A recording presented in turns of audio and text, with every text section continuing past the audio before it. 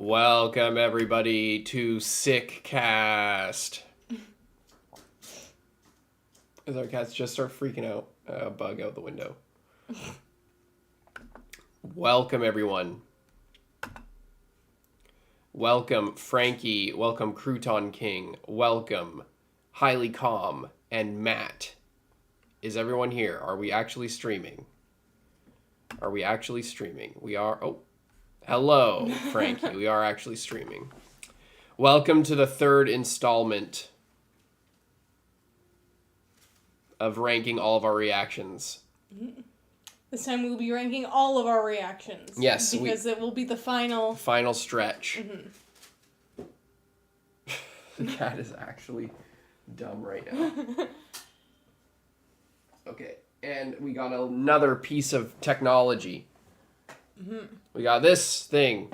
Boom. And boom. I should have made it the same pedal, but I have to switch my feet over all the time. It's still good.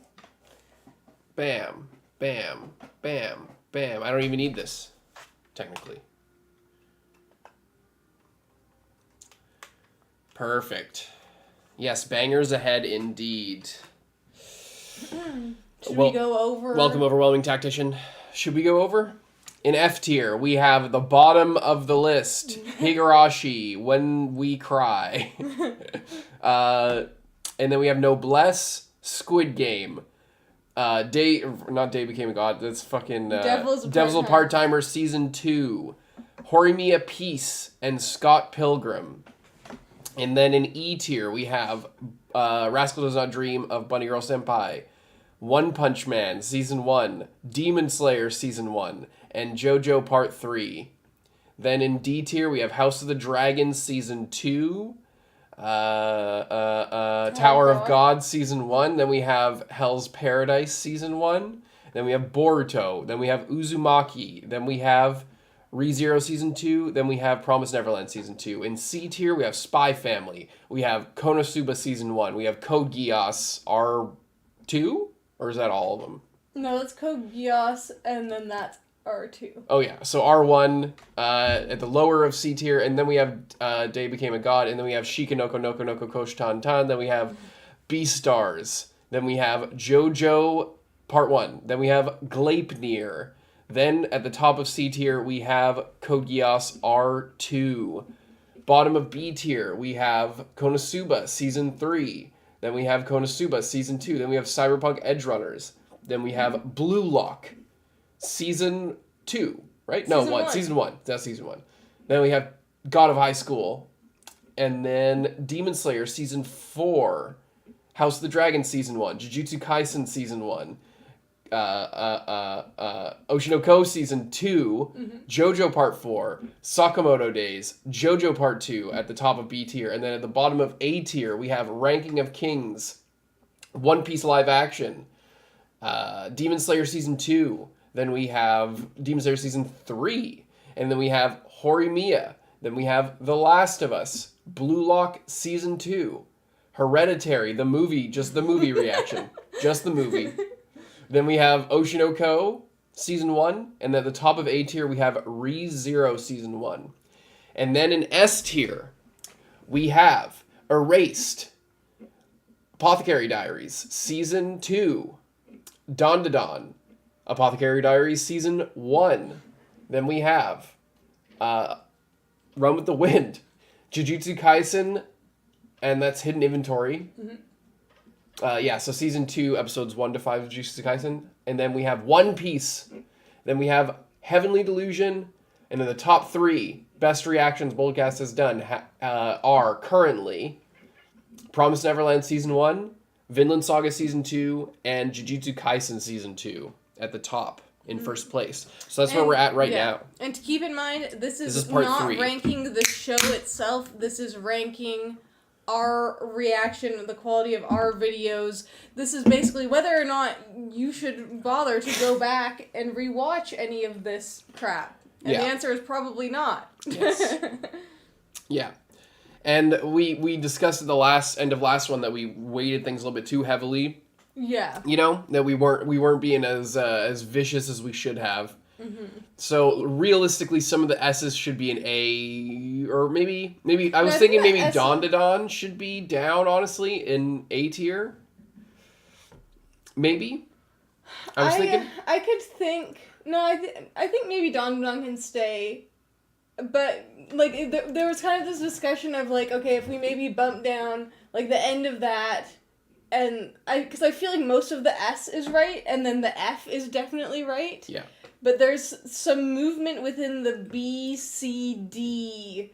Because we were saying, like, oh, we could reevaluate and put stuff like Boruto, and, like, you know, all of this stuff, that could be high E, which would make some of this more into the D, which would make, you know.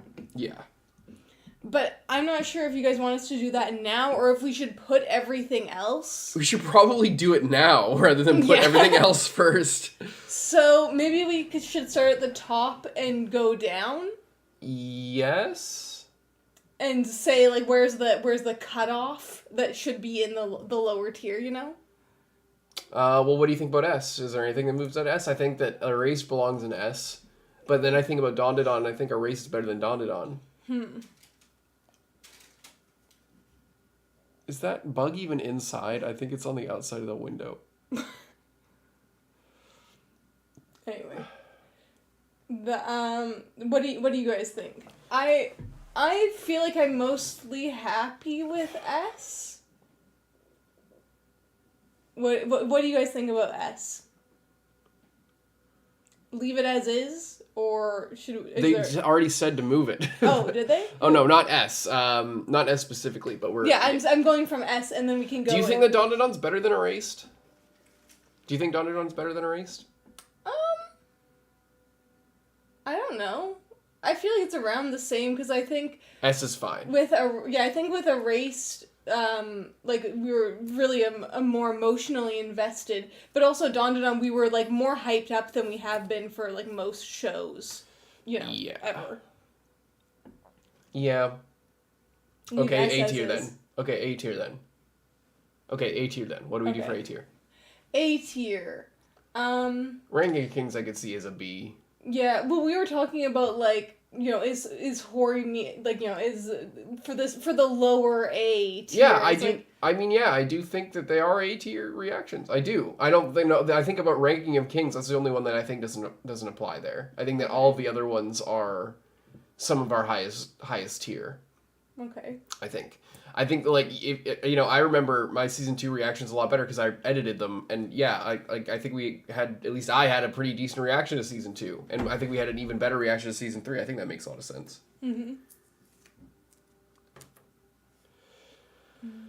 Haikyuu is not on the board yet, and you're not blind. It's just the poster board is shiny. Yeah.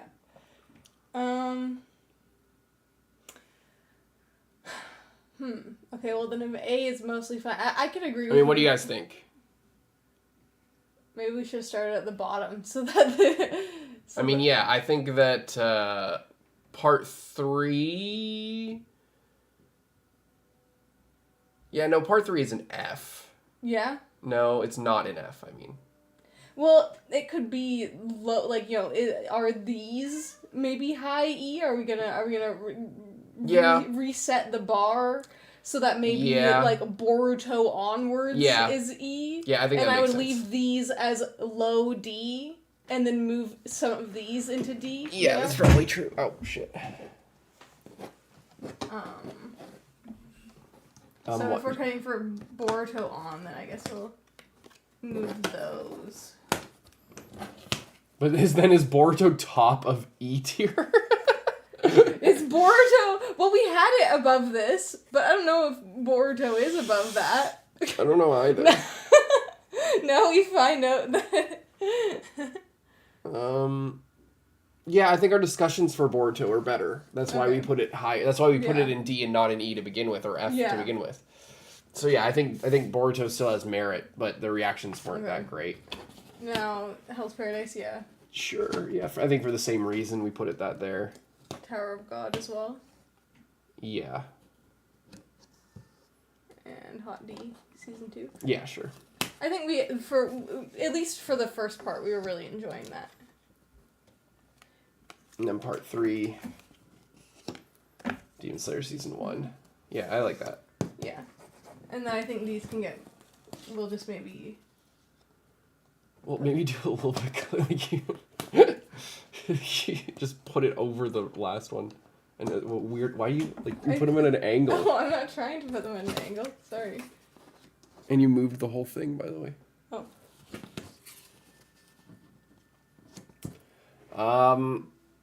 Now, where do we think the cutoff is? Yeah, no, I think this, at least. I think... This is hard. Yeah, I don't know. It depends. What do you guys think about Code Geass? Because we talked to... Oh, shit, I'm, like, off the camera. Code Geass, like, I'd seen it, Lindsay doesn't have a crazy reaction to it. Do you think that, for those who have seen it, do you think it belongs in D? It might. I think it might. Yeah, because you didn't really have any reaction to it. And we didn't have, like, that much to say about, like, I mean, we kind of did sometimes, but I feel like, you know, if we're trying to be harsh, if we're gonna maybe, like, you know, move some of that down, you know. I don't know if I'd move any of the B's, really. Maybe Konosuba, but not really. I don't think so. I think what we did in B are ones that I'm more proud of.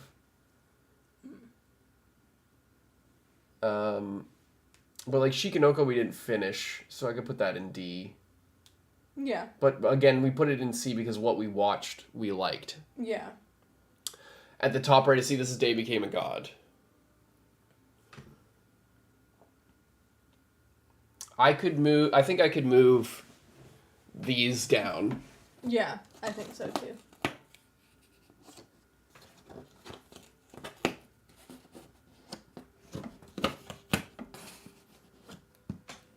Mm-hmm.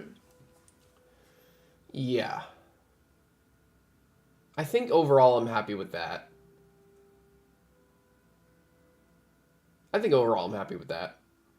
It seems a little bit more fair. I think that, like, you know, we've made a lot of good reactions, I think. Mm-hmm.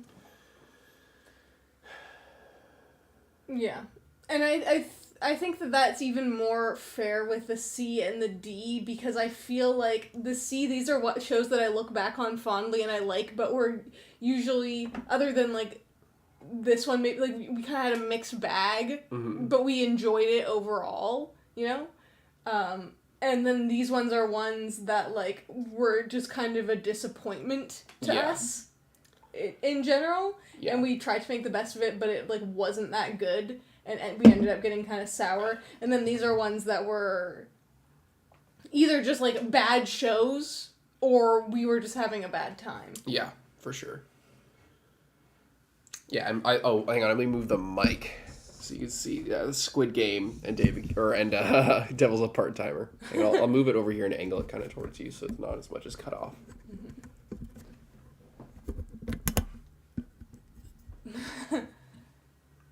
It's B to E, though. It's too cluttered. Yeah, I don't know, like... When I look at each of these individually, I don't think that any of them should be bumped down. Like, especially when I think about our House of the Dragon Season 1 reactions, when I think about Demon Slayer Season 4, you know, people didn't like the show very much, and, you know, we talked about all that already. Mm-hmm. I could see Konosuba Season 3 because we didn't finish it, but, like, if we're going by what, like, the reason why there's something like Shikanoko and Konosuba Season 3 is because, like, what we watched and and the videos that we did make on it are good videos, I think. And the only reason we didn't continue wasn't because we didn't like it. It was just because we kind of fell off, honestly. Yeah. It was more of an us problem. Than a show problem. Like a scheduling or just, like, managing our time. Not that we weren't enjoying the show or anything. But anyway, I think a lot of people want to see us move on to other things at this point. And then we can reorder as we go. Yeah, we can reassess, because we also do have a lot of bangers here, so we might, like... It'll all it might drop down so we see the scale with all the other ones. Because I think, like, we got, like, we still have, like, many of our best reactions that we haven't ranked yet. So, what do you want to do first? I'll let you choose. Well, why don't we start off... Everyone was asking about this last time. I had to reprint it out, but we ran out of ink. So it's black and white. So it's black and white. But Chainsaw Man, everyone was at... yeah, exactly. Did you end up making a card for Chainsaw Man? I did, in black and white. It's this one. But there you go. So, yeah, Chainsaw Man, I feel like we had good reactions. It's weird. It's one of those things, like, I can almost see the colors. If I, you know what I mean? Like, maybe I've seen this too much, like this thumbnail too much. High S tier? Really? Well, this is a weird thing, too, because for this, we were one of the few reactors who actually, like, were thinking about the whole sexual angle of everything and, like, questioned the Himeno thing. Mm-hmm. You know? Like, I literally remember watching other people's reaction. They were really like, do it, man. Yeah, do it. It's like, are you not paying attention to this at all? Like, are you fucking crazy? Like, this is, like, rape. Like, it's full on, you know? Like, it's not, like, it's, you know? I think that, like, but we were one of the few channels who was, like, who were discussing that angle of it, and that angle of it is not like just some point. It is the whole point. It is the whole point, especially looking back on it. Like, I've sort of looked back on the season. I think I might have rewatched it, like, in bits and pieces. That is the point of Chainsaw Man, is him, like, he's the whole thing about Denji not knowing how to express himself and not knowing how to have romance and all that stuff. Like, it just makes him, he's getting taken advantage of. It's not just that moment, though. Yeah. It's like that moment. Yes, we question that moment, but it's like when he touches Power's boobs, when Makima's like manipulating him and, like, you know, teasing him kind of. It's like he thinks that he just wants sex because he, you know, it's like a commentary thing. It's like what, you know, many young boys just want sex. But really, what they want is love and companionship, but it's not, like, taught to them the same way. It's, like, expected that they should want sex or whatever. That's, like, so that's all Denji sees. That's all Denji sees about, like, what he's supposed to be modeling. And then, as he goes through, it's time after time, anytime. And then when he makes out with Himeno, he gets a mouthful of puke, and it's, like, disgusting. Yeah. And then he's, like, made fun of, and then he thinks that he's, like, the gross, because then he thinks back to the time as a kid where where they're talking about, like, oh, eating puke, like, this is the most disgusting thing ever, like, you're such a disgusting creep, Denji. And, like, so that's how he thinks of himself, and, like, every time he has a sexual experience, he, like, he is met with sort of dejection and this disgusting thing, because what he wants is not sex. What he wants is a romantic partner, or to feel loved is really really wants. Not even a romantic partner. Yeah. He wants to feel loved because he hasn't felt love, and he doesn't know how to love because he was an orphan.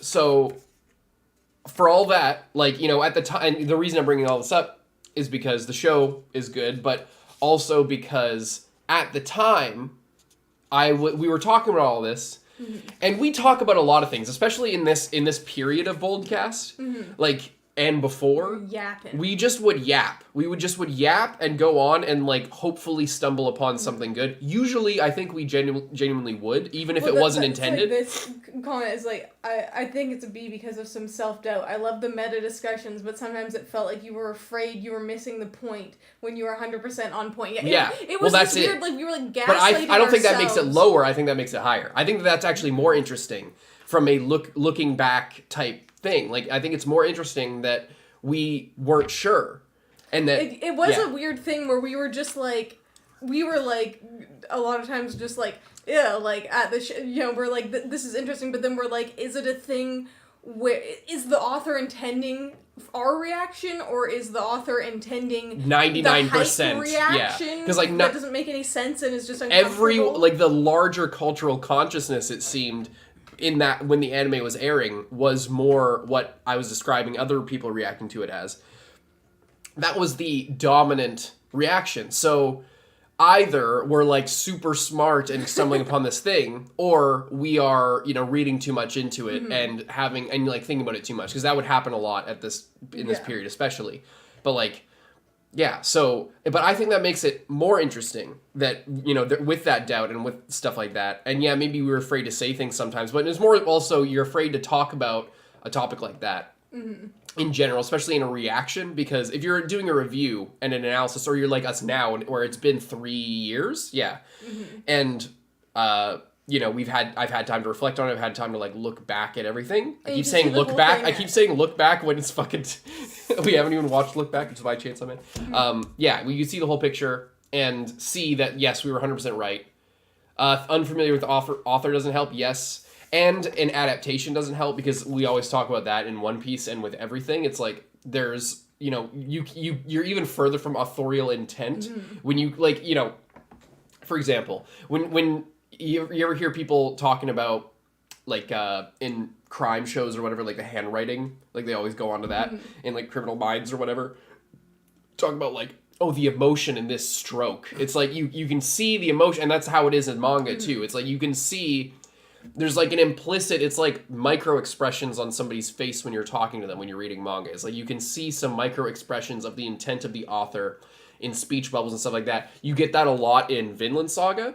If you compare manga versus the anime it's like already so good and it's so expressive and you really feel the emotion. But if you look at the manga, each like line stroke is so expressive and so much more alive looking that even with no speech bubbles, you could get what's going on because you can see like the soul in the faces of the characters. So like it's the same thing. So when you're in something like Chainsaw Man, when there's these really complex topics and, you know, we're just reactors and we're seeing it for the first time and we're not familiar with the author and we're not also reading the author's original work, like there's such a distance from what the author is trying to communicate. And it can get muddied so much, even in unperceptible, even if they're trying to, if they, like, say they talk to the author, they know exactly what he's communicating. They know what he was trying to do with each individual panel. And they try to recreate that 100% because it's not their hands, like, drawing it. Some of that gets lost. And it's very tenuous to discuss something like sexual assault in a reaction when you're just, like, you don't even know if you're right. You're just like pulling out a bunch of things, and then you like, you know, you're interacting with 10,000 plus people on that video potentially if it's like a big video. Especially a lot of people that don't view it in that way, and then you're like, "Am I?" Yeah. And then they're like, "You're thinking about it too hard. Fuck you." And then it becomes its own conversation. There's always the thing of people are like, just turn off your brain and watch the show. Like when we were like in you know, say Blue Lock or Demon Slayer or something like that, and it's just like. I feel like there is a time and a place, not to turn your brain off, but to just have realistic expectations of the show. But when you go into the show for the first time and you don't know what the expectations are, that's where sometimes you get bad reactions, like Blue Lock Season 1, where we're like... People are hyping it up. We're like, what the fuck is this? This guy's making like these like elaborate PowerPoint presentations, and then... especially in Season 2, and like as we like go on with the show, we realize as the show goes on, that honestly. It's just for hype. There's like these crazy moments. It's more fun if we just have fun with it and like can make fun of it a little bit, you know? Mm-hmm. Well, Max says there's a lot of series with sexual assault though, but it's stupid to get mad about it. It's fucking fiction. That fiction's not trying to say it's good. That can be true. However, it's a really easy thing if you've ever tried to write like a dark fantasy, for example, or like put yourself in that mindset. It's such an easy way to shock people that like it's a cheat code for a lot of things, especially in the modern era where so many things are more permitted in fiction. Like sexual assault can be a really powerful theme, and like sexual frustration and all that kind of thing. It can be a really interesting thing to explore from a story perspective, but it can also be just shocking and just attention grabbing. Like, say, Goblin Slayer. You know, the first episode of Goblin Slayer made crazy waves because of some sexual assault from some goblins that happened in the first episode, and it was like insane, and people compared it to Berserk. And honestly, rightfully so, because a lot of the sexual assault in Berserk is sort of gratuitous. It's one of the main complaints from even the most hardcore Berserk fans that you'll find on the Berserk Reddit, for example. That's whenever there's a post every few months that comes up of like, oh, Berserk is such a masterpiece. But if there was one thing or a couple things that like you don't like about it, what would it be? Everyone says the amount of gratuitous sexual violence. It's so, you know, even things that are highly regarded Mm-hmm. You know, even Song of Ice and Fire, Game of Thrones, I was gonna say same Game of shit. Thrones. It's like, you know, George R. Martin always goes back to, oh, well, this is just what happens back in the day. Well, not like that. Not, at least not as historically speaking. Like because he makes a big deal about how he is following like history, and that's his main inspiration is European history. Well, like the amount of like rape and stuff that seems to happen there that is not accounted for in history. You could like theorize that maybe behind closed doors some crazy shit was going on, but if your main inspiration is history, there's not as much as he depicts there, or at least not nearly as much like full-on brother-sister incest, for example, recorded in European history as he is portraying there. But it's a fantasy. That's also the point of it. The point is, things that are highly regarded can also be gratuitous in that way, and that's not something that I find in Chainsaw Man. Yeah, and I think that it is, and that's just something with you know, these other series is they're a little bit broader. That is just part of the story where I think that is like the full theming, the full like everything in the story is kind of tied to that for this, and it is. Having these themes and the assaults happen over and over again, and like just weird like manipulations happen so many times. It's not just, oh, it's shocking, so I'm doing it so many times. This is a repeated pattern that is happening against this child that is wrong, but he doesn't know that it's wrong, or he doesn't know why it's wrong, and that's and it needs to happen. And that's where the story is, that he doesn't understand it. Yeah, that he's coming to terms with it. And yeah, exactly. Could you really quick go and just put the stream on the One Piece channel? Sure. Because we have the thing on, so. I just noticed the view count is looking a little pathetic. You guys aren't doing your jobs. Like the stream. Sorry. No, it's our fault for breaking this into 3 parts. But honestly, I think if we went on longer the previous times, it would have been not as good quality of a stream. But we're going to finish it off this time. We have about 2 hours now, a little over 2 hours to get through the rest of these. We have, 20 so odd things, so we might have to rip through these a little bit quicker. But the more we do, I think we're going to do more tier list style streams, because honestly, I like this format a lot. And I think it's a lot more engaging than, say, me playing Elden Ring half-heartedly for 3 streams and then stopping because I get bored or because I, move on to something else. Chainsaw Man and Dawn to Dawn were what I was expecting JoJo to be. What? What do you mean? Are you talking about because of the quality of the production? Do you think you're finishing this today? I think we could if we hustle. We could. But there's a deadline. Lindsay has plans today, so yeah. Openings ranking next. I don't think we'll need... I don't know about a physical tier list for that. We might do that for like... Oh my god, the cats are going insane. We might do that for like a series by series, maybe. We were gonna do like that for One Piece arcs that we've covered so far, like pre-time skip One Piece arcs. We could do a tier list like this. I think openings. I want to do more openings based content because I really love openings. I genuinely just love openings so much. Literally every day before we watch stuff, Carson will watch like 3 to 5 openings. I love openings as much as I love actual just shows. Like, it's my favorite fucking thing. It's so good. I don't know why. It's just like, it's an elevated, condensed version of a series. Mm-hmm. All right. Should we rank We gotta do this? Witch Watch. Everyone said do it Witch Watch because it's the same director as Fan Letter. Yeah, it's a new show. OP. Okay, let's rank Chainsaw Man. Okay, yeah. Low S? I'm thinking low S. Now, where in S? I think our reaction is... Honestly, I think our reactions to Chainsaw Man are better than Dawn to Dawn. And I still think, yeah, I don't know. Like, Erased, I keep thinking, like, Erased might be better than Dawn to Dawn, but it's not better than Apothecary Diaries Season 2 because of the theories and everything. So I think that this is better. Chainsaw Man Season 1 is better than Dawn to Dawn. Do you want to switch Dawn to Dawn and Chainsaw Man? No, like, I don't know. I don't know where I want Dawn to Dawn to be. Below Apothecary Season 1, I agree. I think that, like, the theorizing that we do... And yeah, like, something to be said, whoever said it before, Oh yeah, we got to start JoJo 5 and 6, parts 5 and 6, because part 7 got announced, and by the time we get through all of JoJo, it will be we need to start now pretty much.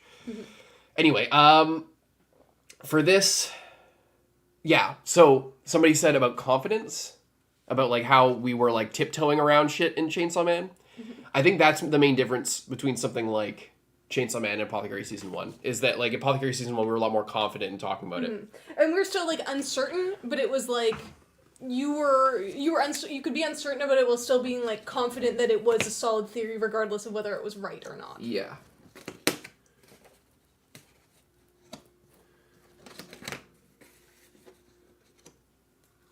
Okay.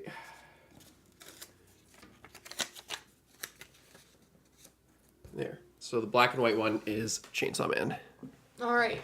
Okay, we gotta. Let's do a quick one. Do a quick one. Quick one. Whatever a quick one. Let's do Kaiju number 8.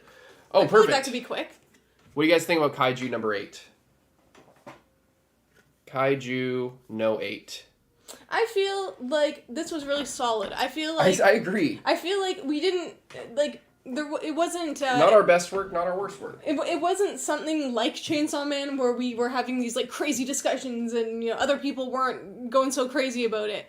But I think we enjoyed this show. We had discussions. We liked it. We liked that it, you know, the style of kind of having a slightly older protagonist who's... you know, and he gets this crazy power-up, but it's not just something like Solo Leveling where it's like, you know, you just feel like it's just like, okay, you're just so powerful now, you know, like it felt like he was just such a genuine guy and you got such a personality of him. I feel like they were going for a lot of that, but then as the story goes on, he's more and more like, I mean, we're not talking about the show, we're trying to rank our reactions, but like to go on the show a little bit, he becomes a lot more of a Jimmu figure, but because he's wholesome, he's kind of like a Naruto, you know, where he's like not the most badass guy, but then when he's in his element, and he's like dumb or and whatever. He cares about his friends a lot. Yeah, and then all the girls are like, you know, just think he's the best fucking guy ever, and then all the higher ups always, you know, despite the fact that he's a fucking demon, they think he's like the best guy ever.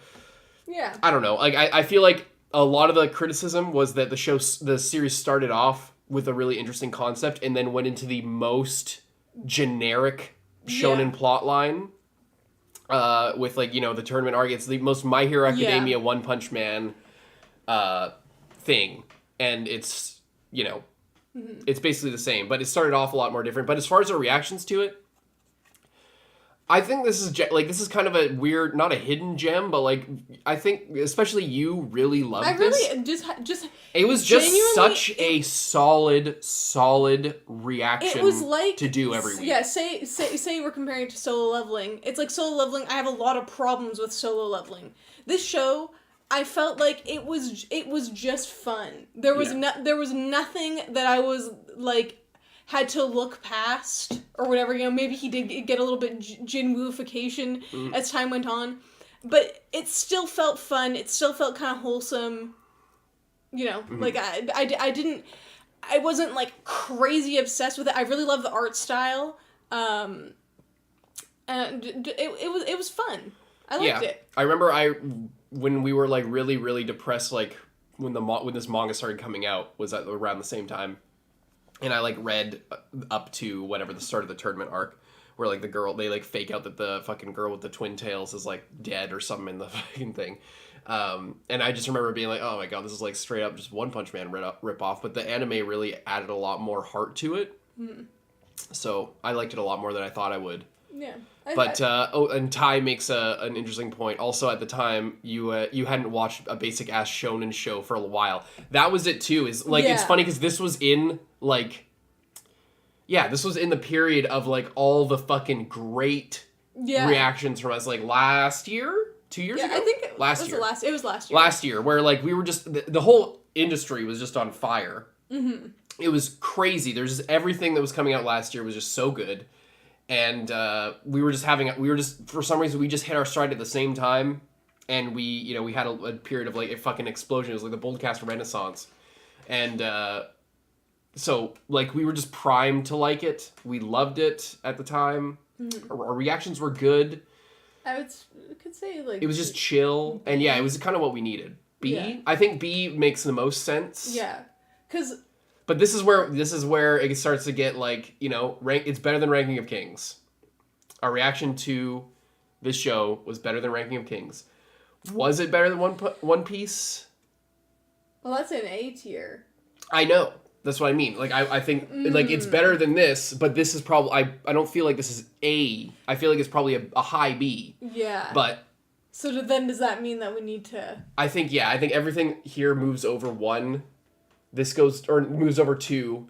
And then that. And then this goes down and this goes top B. I think this is maybe better than part 2. You think this is better part 2? Better than... Oh, Sakamoto was probably ranked low. Well... No, I mean, like, in B. Like, it's probably in B, but, like, is this better than Sakamoto? I think it could be better than Sakamoto, because Sakamoto was a little bit slow at times. I still loved Sakamoto, but, like, you know? Yeah, I think this needs to move down. Yeah? Yeah, I think that needs to move down. Even though I think all the points that I was making about that are true. Still valid, but if we need to... Yeah. I think that's how it needs to go. Have they done Attack on Titan or Chainsaw Man? We just did Chainsaw Man, and it is in, the, like, medium S tier.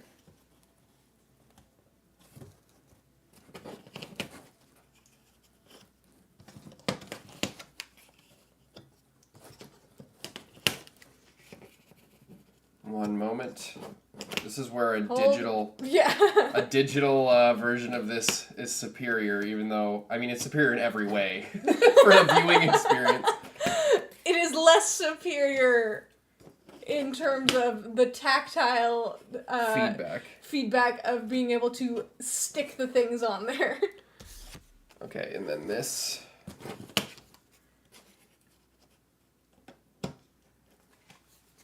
For discussions mostly, and the few episodes that were really good, I think Ranking of Kings deserves its spot. Yeah, Kaiju. I think high B is good for Kaiju. Yeah, I'm good with that. There's so many bangers in here. I was like, oh, maybe there's one that's a bad one. I know. Next up, let's do.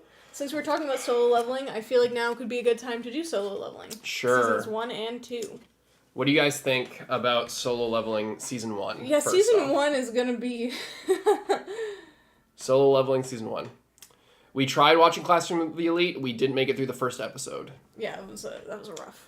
We couldn't bear to make it through the first eepisode. And that reaction, I believe, is on Patreon. Season 1 is a C or a D? Yeah. I think so, too. Honestly, looking at, like, this, I would say a D. Looking at our re-ranking... Yeah. Yeah. Yeah. Yeah. It was a struggle at some points. And people didn't like it. Like, we didn't have a good reception to it. So we kind of know. Less than Spy Family. Yeah, I think in the middle. It might be worse than... Yeah, it's probably above season 2 of ReZero, maybe? It might be bottom D. I think it's bottom D because, yeah, like, these ones were like, think about this. We loved the first part of this.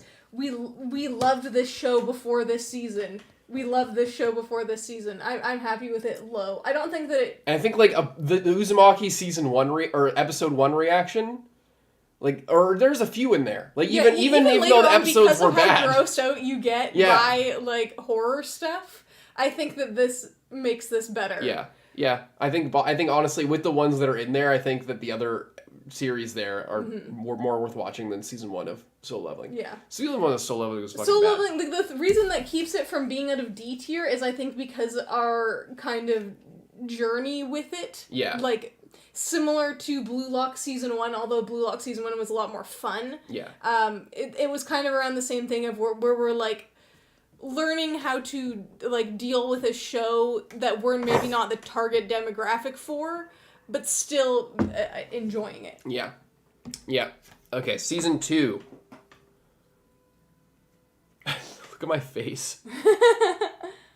Season 2 of Solo Leveling. I don't know. Like, this was very recent.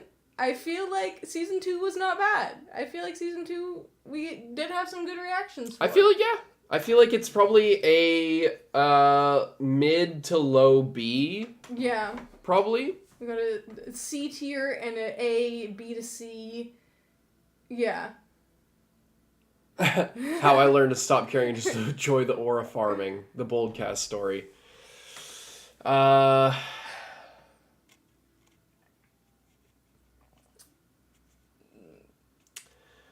then you can look at it this way, because was it better than Cyberpunk? Was it? Do you guys think this was better than Cyberpunk Reactions?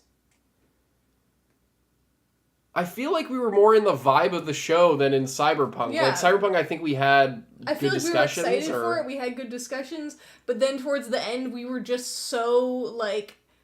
It was the opposite of this show, because with Cyberpunk, we wanted to love it. We were super excited for it, and then over the course of the show, it started letting us down more and more. Yeah. Whereas this one, I feel like we were like, okay, season 1 was like pretty mixed bag, but we didn't really like it. Let's try season 2. And we ended up liking it more and more because we were just like, all right, let's just accept the hype of it, you know? Yeah.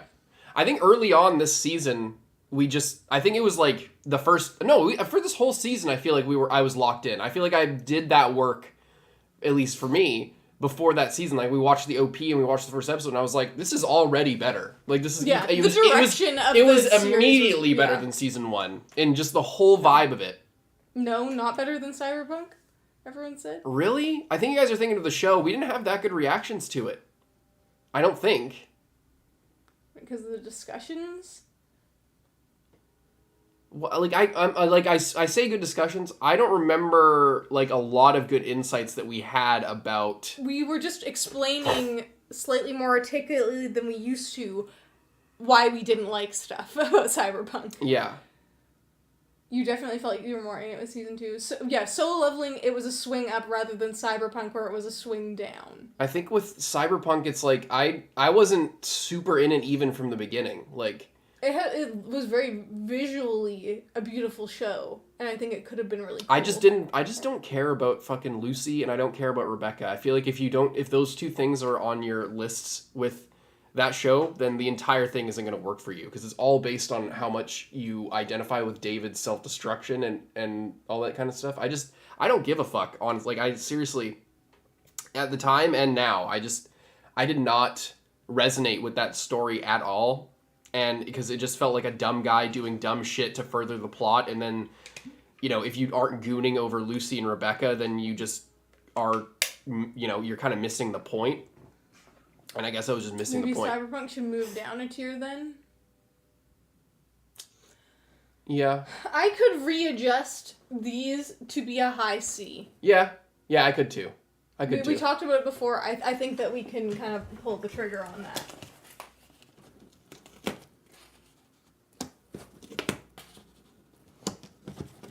I think that this might be a little bit better and make a little bit more sense. You're not holding any more. Sorry. I can be happy with that, and it unclogs the B tier. Yeah, and then where does this go? I think... It's hard. I think here. Yeah? Yeah. Yep, I think there. You think it's better than Blue Lock Season 1, even though it was so funny? 100%. Because I actually liked Solo Leveling Season 2, and I didn't actually like Blue Lock Season 1. I liked some parts of it. And we had good discussions about it, and it was overall fun and got better towards the end, but I liked Season 2 of Solo Leveling pretty much all the way through. I think it belongs right up there. But the discussions for House of the Dragon and Jujutsu and all of the other shit that's above here is a lot better, I think. Yeah. But I think I'm pretty confident about where that is. Yeah, I'm happy with that as well. Blue Lock is just so leveling with football, except with terrible fucking animation. For both seasons. I won't go over that again, but holy fuck. Everyone freaked out about Season 2 when Season 1 was literally a PowerPoint presentation every episode. What should we do next? Maybe... Mob? Yeah, I was thinking Mob. This is Season 3. This is Season 2. That's Season 1. Mob Psycho 100. Season 1 reactions of Mob Psycho. This is hard for me to differentiate between the seasons because I feel like we watched them all like so back to back. Kinda. Not season 3. Season 3 we watched when it was airing. Yeah, I guess so. Mob season 1. Season 1, by the way. A to S. I don't know about S. Mob season 1 is a bit lower because again I had seen it.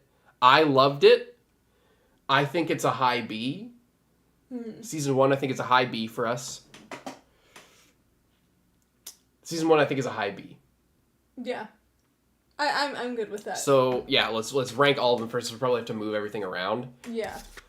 So season 2 of Mob Psycho.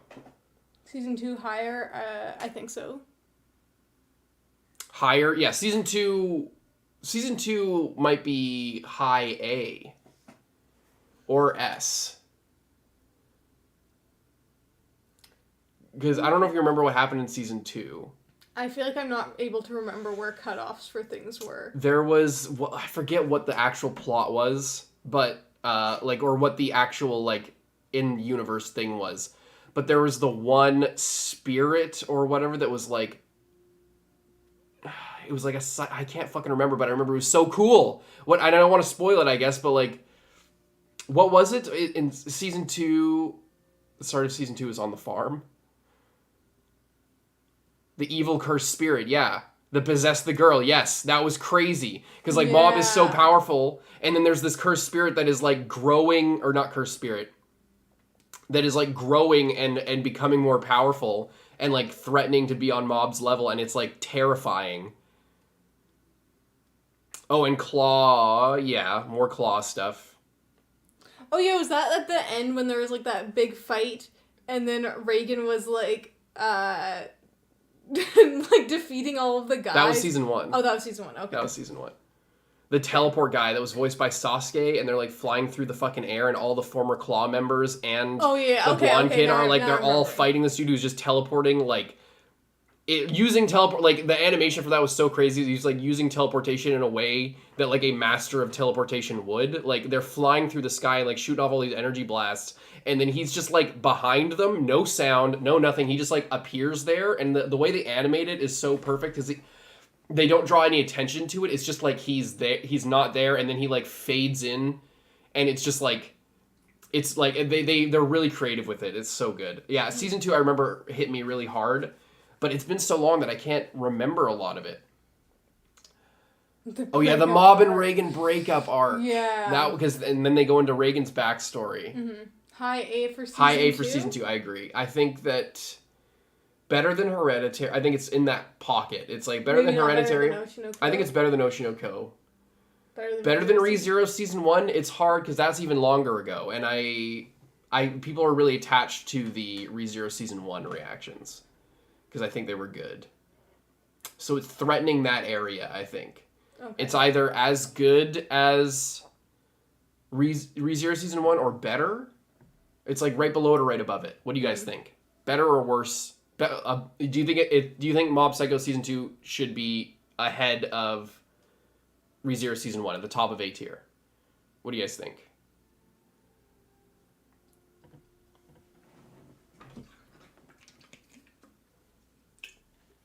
Can you guys hear the music, by the way? Ahead of it? Above? Okay. Oh, you guys can't even hear the music at all.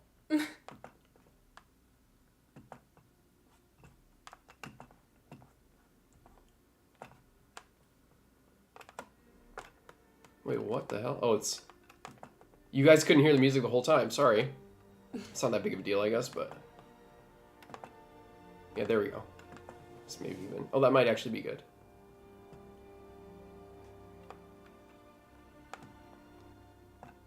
A little bit lower. There we go. That'll be good.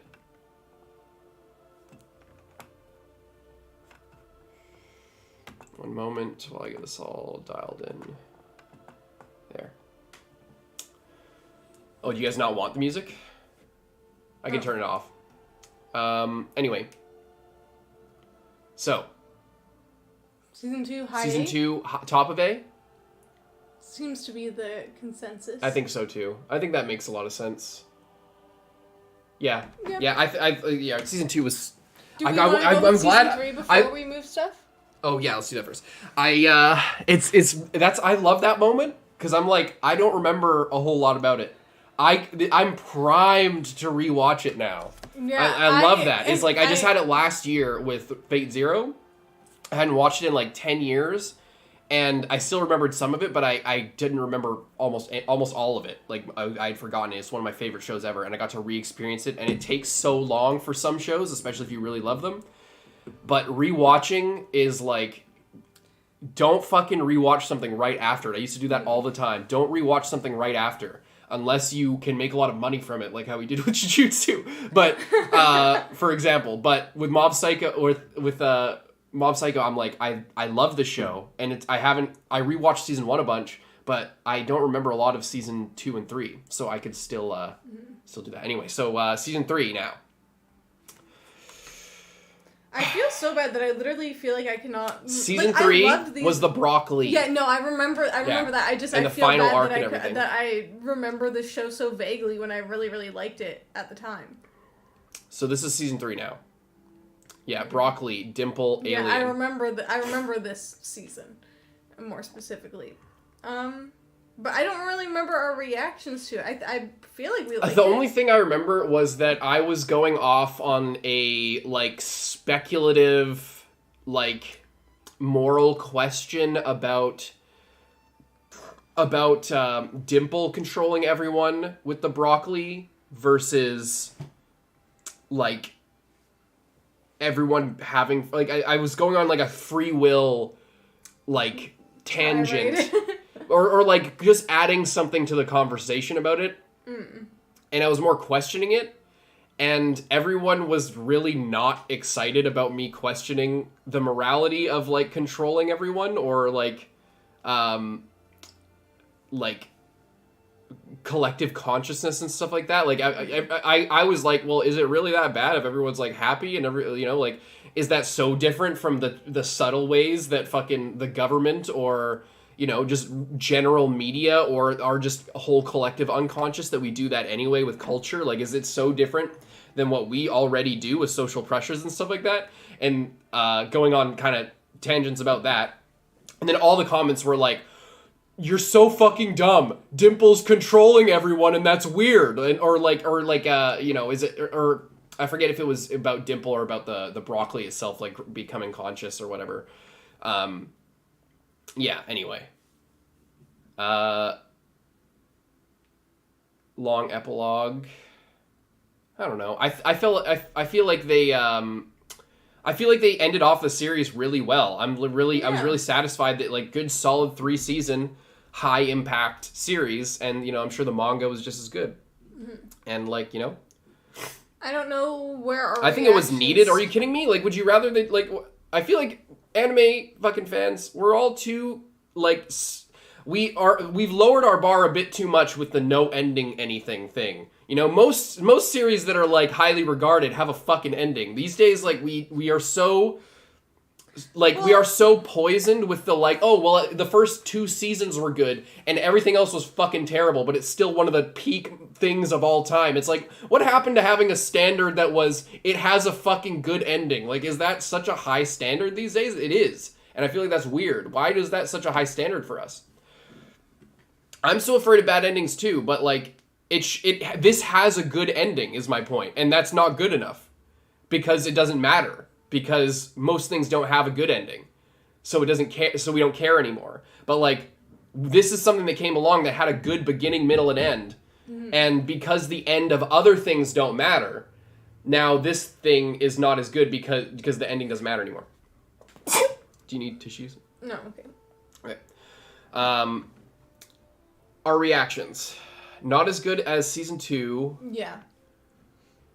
What about season 1? Season 1, I thought we were putting high B. No, but I mean, like, in comparison to season 3. Well, season 1's lower than season 2. Yeah, no, but I'm saying... High, better than season 1, I think. Okay. I thought. Do you not think? What do you guys think? Do you guys, which of these is better? Season 1 or season 3 of Mob Psycho, who have seen our reactions? Just our reactions, not the season itself, but season 1 reactions versus season 3 reactions. 3 greater than 1. That's what I thought too. Season 1, I think, is top B. So then that would mean season... Or maybe... see, when I see Ranking of Kings above JoJo Part 2, I'm like, that doesn't make any sense. But when I saw it at the bottom of A, that made sense. Ranking of Kings Season 1 reactions were not better than Jujutsu. Ranking of Kings Season 1... I mean, the discussions, though. Maybe they were.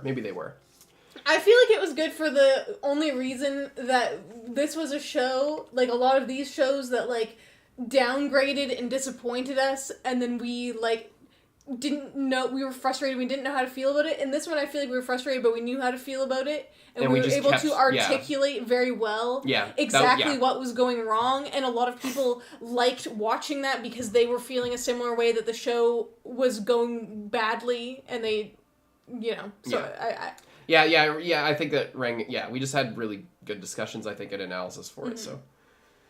So I think Season 1 goes top B. Season 2, do you guys think A then? Or no, Season 2 is top A. Yeah, Season 2 is top A. Season 3 mid A or top B above? Yeah. Do you guys think low A or top B? For Season 3? For Season 3. Low A or top B? For Season 3 of Mob Psycho. What do you guys think? I could put it either. Low A, top B. Top B. Low A, top B. It's kind of mixed.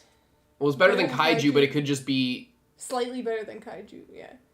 Low A. It sounds like people are unenthusiastic about Low A, which makes me think that it's top B. Yeah. Especially when I look at some of these other shows that we have not ranked yet, I feel like... So make 2 more spaces here.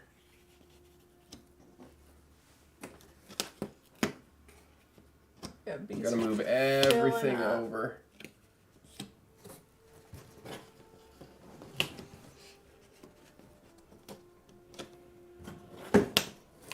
Oh, can you fix whatever just happened? No, not that one.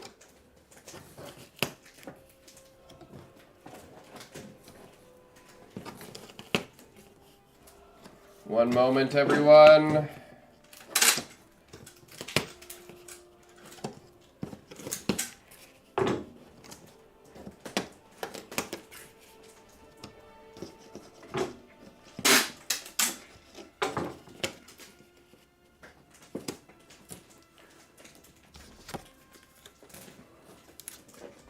Last year was such a good year.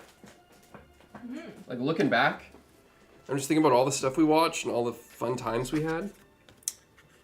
Season 2.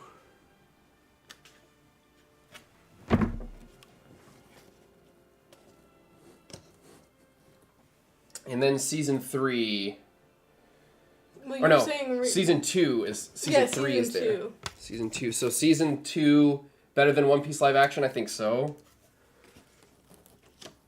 Well, you were saying that you thought that it was up here. Oh, no, yeah, I did. I did say that. Yeah. Right, you're right.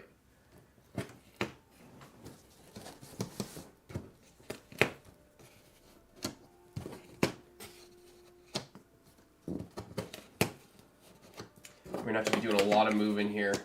Yeah, we kind of got escaped pretty easily on the first 2 streams. Like, we didn't have to move stuff around very much.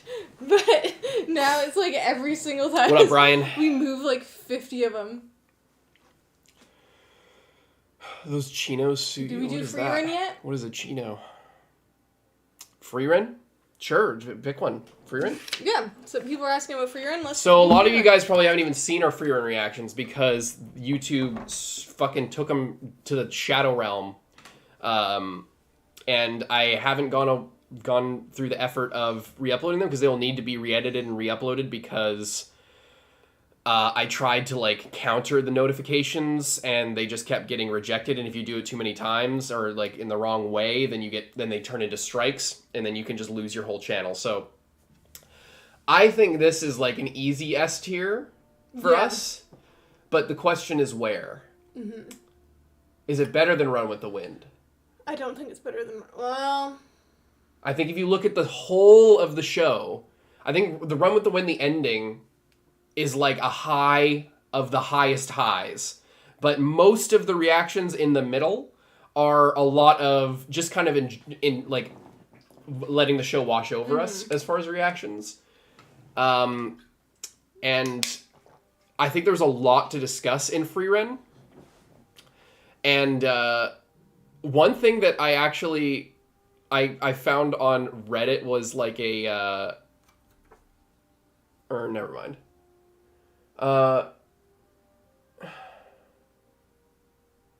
Was it even Reddit? No, I think it was just a comment because I don't know. Anyway, we had a lot of good discussions with Frieren. I think it was just a comment, but yeah, I don't know. I think we just had a lot of good discussions with it. I think that it was just like a lot of different, like we had a lot of good perspectives. We had a lot of good things to say about it, and I feel like like seriously, like this is what I think it was ranked. It's the top anime on Mal for a reason. I don't think it's a valid reason because it's not done yet. It doesn't deserve to be above Fullmetal Alchemist Brotherhood yet. Maybe when we finish it, we'll see. But the reason, going back to the ending discussion, the reason that Fullmetal Alchemist Brotherhood is at the top is because it has a solid fucking ending. Yeah, so many Frieren episodes were an hour long because you talk so much. Yeah. What do you mean? I think it could be top 10 stories of all time. So it doesn't matter if it's finished. I don't think that's top 10 stories of all time. Yeah, the thing. It could be. That's what I'm saying. I'm saying it could be. I don't know. Maybe. Depending on how it gets finished, I could see it with the quality that it has. I could see it being really good. Yeah. And well, don't bring the evil demons. Sorry, what? And I was gonna say, and even just in terms of like, yeah, whether it's the story or just like the adaptation of the story, you know, like it's extremely high quality. Yeah. What was I gonna say about Frieren? I don't know. I don't remember. Okay. I just got fucking destroyed in my brain. I can't remember what I was going to say. It's really good, but we need an ending before we can rank it above something like Attack on Titan or Fullmetal Alchemist. The Mal discussion has begun. What was I going to fucking say about it? Oh, about the evil demons. Yeah, so one thing that I don't like, just to say this while we're talking about it, one thing I don't like, or that I maybe don't agree with Frieren, was that demons, and I think there will be more to explore here in the series as we go along, but like the whole thing about demons being, they were just monsters that use human speech as a tool to manipulate people. That's the only reason why it exists. But then they do, because it's a story and because you need to have some characters coming across in dialogue, the author muddies the waters by having them, when they're alone, use speech to boast to each other and also flex on like people like with speech. Like I understand the whole thing about how they don't, because their entire culture is based on their mana, they wouldn't suppress their mana, so then they wouldn't have the power that, say, Frieren has, because they don't have the same control over it. That makes sense to me. But for them to, for you to say the only reason that they use speech and that they developed speech was to lure humans, like how a chameleon might change its skin to like catch a fly so that it just like camouflages itself, and then for that thing to be used not in that way is. I mean, it's either a plot hole or I think they're just getting carried away with like, oh, the demons are evil. I need to make them evil. How do I make them evil? Well, the only thing that I really can do that is like entertaining to watch or read is talking. Like, you have to make them talk. You have to make Aura be like sound like an evil villain. If demons only talk to lure in their prey, then why are they talking for other reasons? Like I feel like it's such a cool idea that it's only a camouflage tactic, that there's no emotion behind it at all. They just they literally are mimicking things that people say and speak in like cliches and stuff, so that and facial expressions and crying and stuff like that. It's all an act, and it's purely an act. But then you can't do it for other reasons. Like when they're alone, they can't be just talking to each other with their words. That doesn't make any sense because they only have speech. Because then they have another reason to talk. Yes, the whole point is that like they're demons. They're soulless. They don't have anything behind their eyes.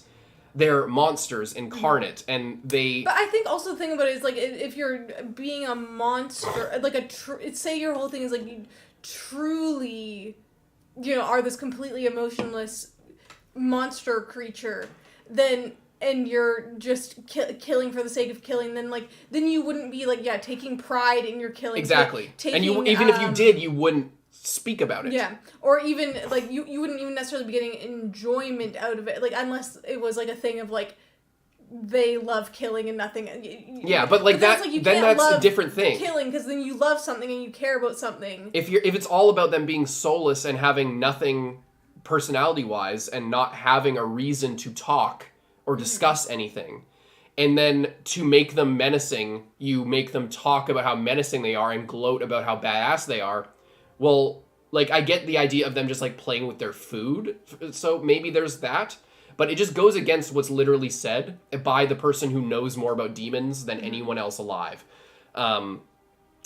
Yeah, it doesn't actually make sense if you're talking about it in lore, unless there's something further in the story that, like, recontextualizes demons. But somebody said, Chad Benjamin says, love this discussion. Lol, this is a discussion I heard about. The race is evil just because they're born evil and there is no nuance. Well, that's my problem with it, is that they're introduced not as a race. They're introduced as a separate creature, like a mimic or like just a monster that has the face of somebody like who is a part of a race. Gelatinous cube or something like just, that. or an animal, like less than an animal.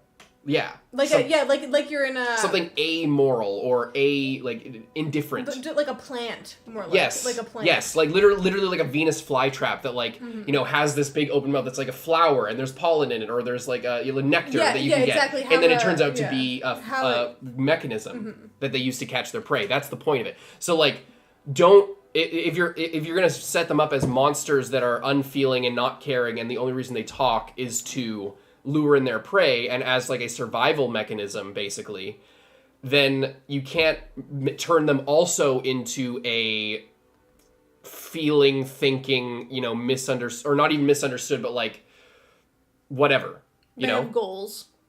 They have things that they want to. They want revenge. Yeah, like that's too complicated. Yeah, Laios, exactly. It's exactly like that, and that's what's so good about Dungeon Meshi is this is the kind of logic that they stick to in Dungeon Meshi because it matters and because it's broader. Like Dungeon Meshi has many different species and organisms. We're taking too long on this one thing. Especially since we're not even talking about a reaction. Yeah, anyway, reactions were really good. What bugs me about that, and I always come back to it, is because it's such... This one last thing. The series was praised because it's not doing the thing of like, oh, these demons are not actually evil. They're misunderstood. And they were going for that, but then they were subverting that once subversive, now cliche thing about demons, where like before demons were just demons. For the last 20 years or so, 30 years or so, they've been misunderstood, underdogs who just like don't really know how to interact with society. They tried to do that with that girl that was a demon that got adopted, and then she didn't understand reciprocity or like what was actually going on, and like killed these people or whatever. Anyway, so the story was praised for subverting the now cliche, once subversive thing about demons, but then they end up like undoing that and making it more, like, less nuanced than it would have been. Anyway, we are taking too long on this. We might fucking have to do a fourth stream. I think it's better than Run with the Wind because most of the reactions for Frieren had a discussion and were good. Yeah. I could. Do you think? No, I don't know about above Jujutsu or anything else. No, not above Jujutsu. Right there, though, I think is fair. One day I will re-edit them and put them up on YouTube. Because there's like 10 reactions or so that are just gone from YouTube. Their uncuts are all on Patreon, though, for Frieren. All right, should we go with the absolute banger? Oh my god. Tokyo, what everyone's been waiting for. The best show of all time. Yes. Tokyo Revengers. S tier. Number 1 S+. This is a hard one. It's kind of like in the Ranking of Kings thing, where it's like, our reactions, I think, were funny. Like our reactions, especially at the end when we didn't give a fuck, like the last few episodes that we didn't even post on YouTube because we knew that people were gonna get mad, but like we were having so much fun just shitting on this show. It was so funny.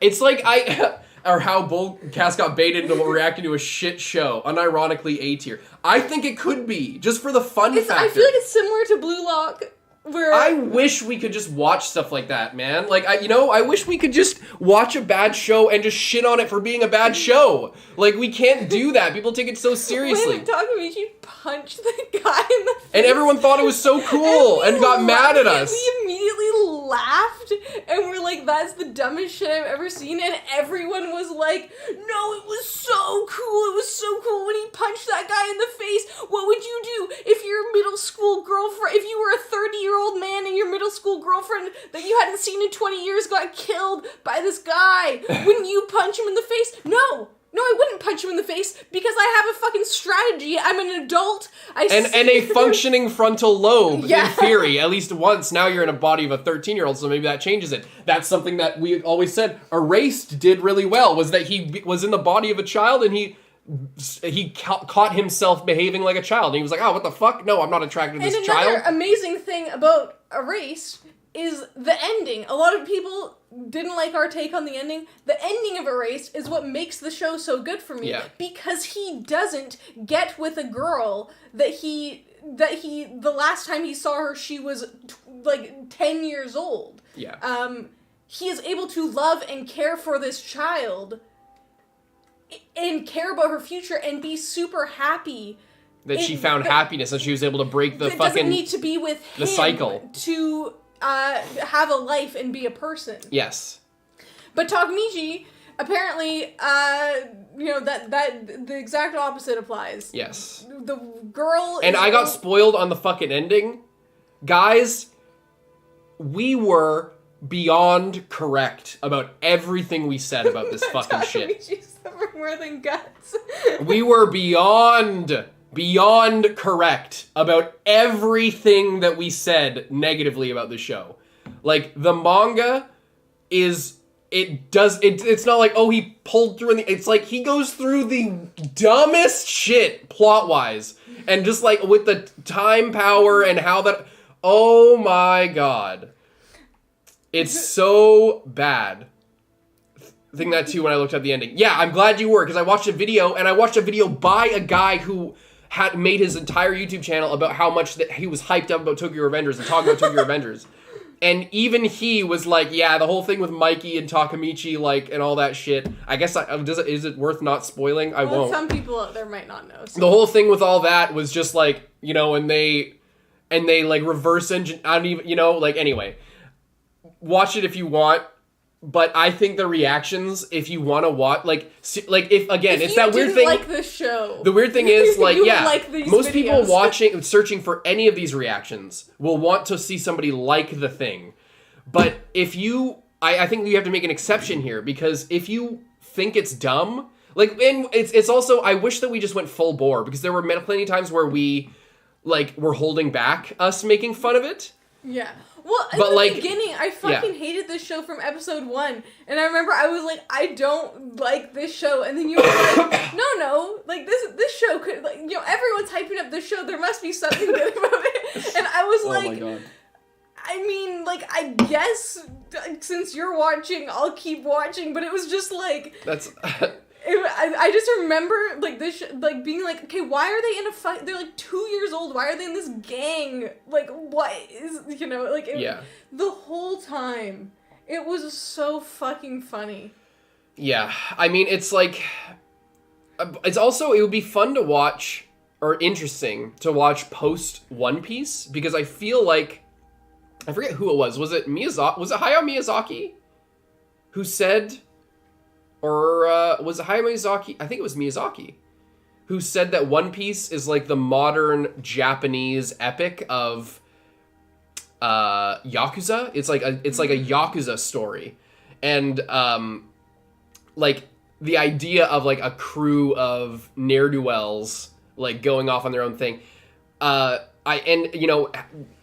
after watching One Piece, I wonder if we'd see it differently, or like with a new interpretive lens, seeing the inspirations that this probably has from One Piece. You know what I mean? I don't know. Like, maybe there's something there, because like I look back on something like this and like that kind of story of like a gang who's a gang for the sake of being a gang.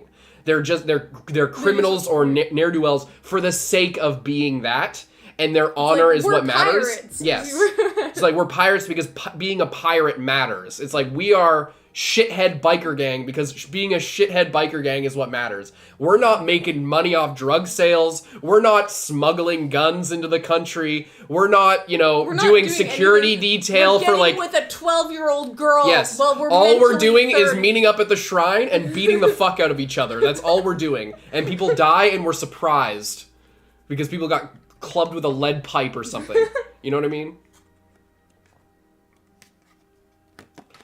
Okay. Maybe you should watch season 2. Okay, where do we put this? I think genuinely, just because it's funny, I think that it might actually be an A-tier reaction. You think? Just... What do you guys think? What do you guys think? I feel like it's either B or A. No, it can't be A. Let's not... No, I think it's B. Because, like, look at this. Like, everyone wanted this to be S. But it's, like, realistically, can you put it But in these are just lackluster. Like, this has something to watch in it. Like, us thinking that it's dumb. Like, A I think... for ass. So A. It's somewhere in there. It's somewhere in here. I'm just gonna put it here. Just because I honestly don't want to move everything, but also because... It's funny. It's funny. I'll just put it there. I'll put it right there. We can maybe move it later on, but yeah, it's so funny. Okay, what are we doing now? Okay, we gotta make a move on, you guys. We gotta stop distracting us. This is gonna maybe take another stream. We don't have enough time. We literally, like, we have a cutoff point. We would keep going, but we have a cutoff point. We might not be able to do it all. Dungeon Meshi. Dungeon Meshi might be S. It could be S. I feel like maybe low S. Might be S tier. But we had a lot of fun with the show. We had a lot of great discussions. There was a lot... The show was just so good. And I feel like our reaction... We were just matching the vibe of the show. You know? Yeah. I think bottom S. I think bottom S. I think it could be higher, but we are just so fucking good that we got other things that are even better. But that doesn't mean that this is not as good. It's still in the S tier. It's definitely there, for sure. Now let's go for let's get Avatar out of the way because there's looks like a lot of stuff here, but there's actually not because a lot of them are Haikyuu and a lot of them are Avatar. There's Korra. Is this? Oh yeah, there's season 2. Did you not print out the last one? I should have. Maybe that got lost with Chainsaw Man. Oh well. I could write on a piece of paper. I guess. Wait, just do the back of this one. Sure. Sorry. Avatar, book 1. This is a hard one. This is a hard series as well because I've seen it, right? So, like, what do you guys think about that? Avatar, book 1. Low B? I think so, too. I think low B. Lindsay says she thinks low B. So it's not... I honestly, our Avatar's book 1 reactions were not... I don't remember how you felt about season 1. Again, it's that hard thing where, like, Lindsay has to carry the reaction, and she's not good at doing that, so... Oh my god. She's not good at sitting down either. Okay, but they missed that. Yeah. Low B, I think so too. I think it might be bottom B. Yeah, I could go with bottom B. I think that my reactions for book 2 and 3 were significantly better than book 1. In what way? I don't remember as much because I have seen it. I think with book 1, I was liking it, but it was very episodic. It was it's a kids show. Like, a lot of these shows are kids shows, but this is like a more traditionally, like, what I would have watched when I was a kid. Right? Like, I wasn't watching Naruto when I was a kid, even though, you know, a lot of kids were watching Naruto. So, I think that book 2 and book 3 were higher. I feel book like... 3. That's or book 2. Book 2.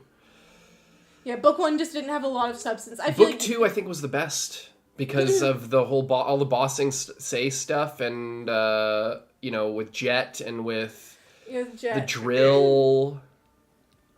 That season 1 had my first reactions to Momo and Appa. This is true. Oh yeah, all the Appa being lost stuff. Oh yeah. You were super broken up about that. Mid A. I think high B, low A, mid A, mid B. Yeah, because, like, look at this. Like, was it better than Mob No, Psycho? No, it wasn't. Not better. That's what we gotta. This is what we gotta be paying attention to. Yeah, I don't know. I don't think it's better than part 4. I think it could be well, Oshinoko season 2. I feel Probably. I could put it. I could be above. I could put it Oshinoko right season here. 2. Now, what about book 3? Book 3 somewhere between the two. Book 3 might be like book 3 here. might be here. Yeah. You think book 3 your best reactions were in book 3?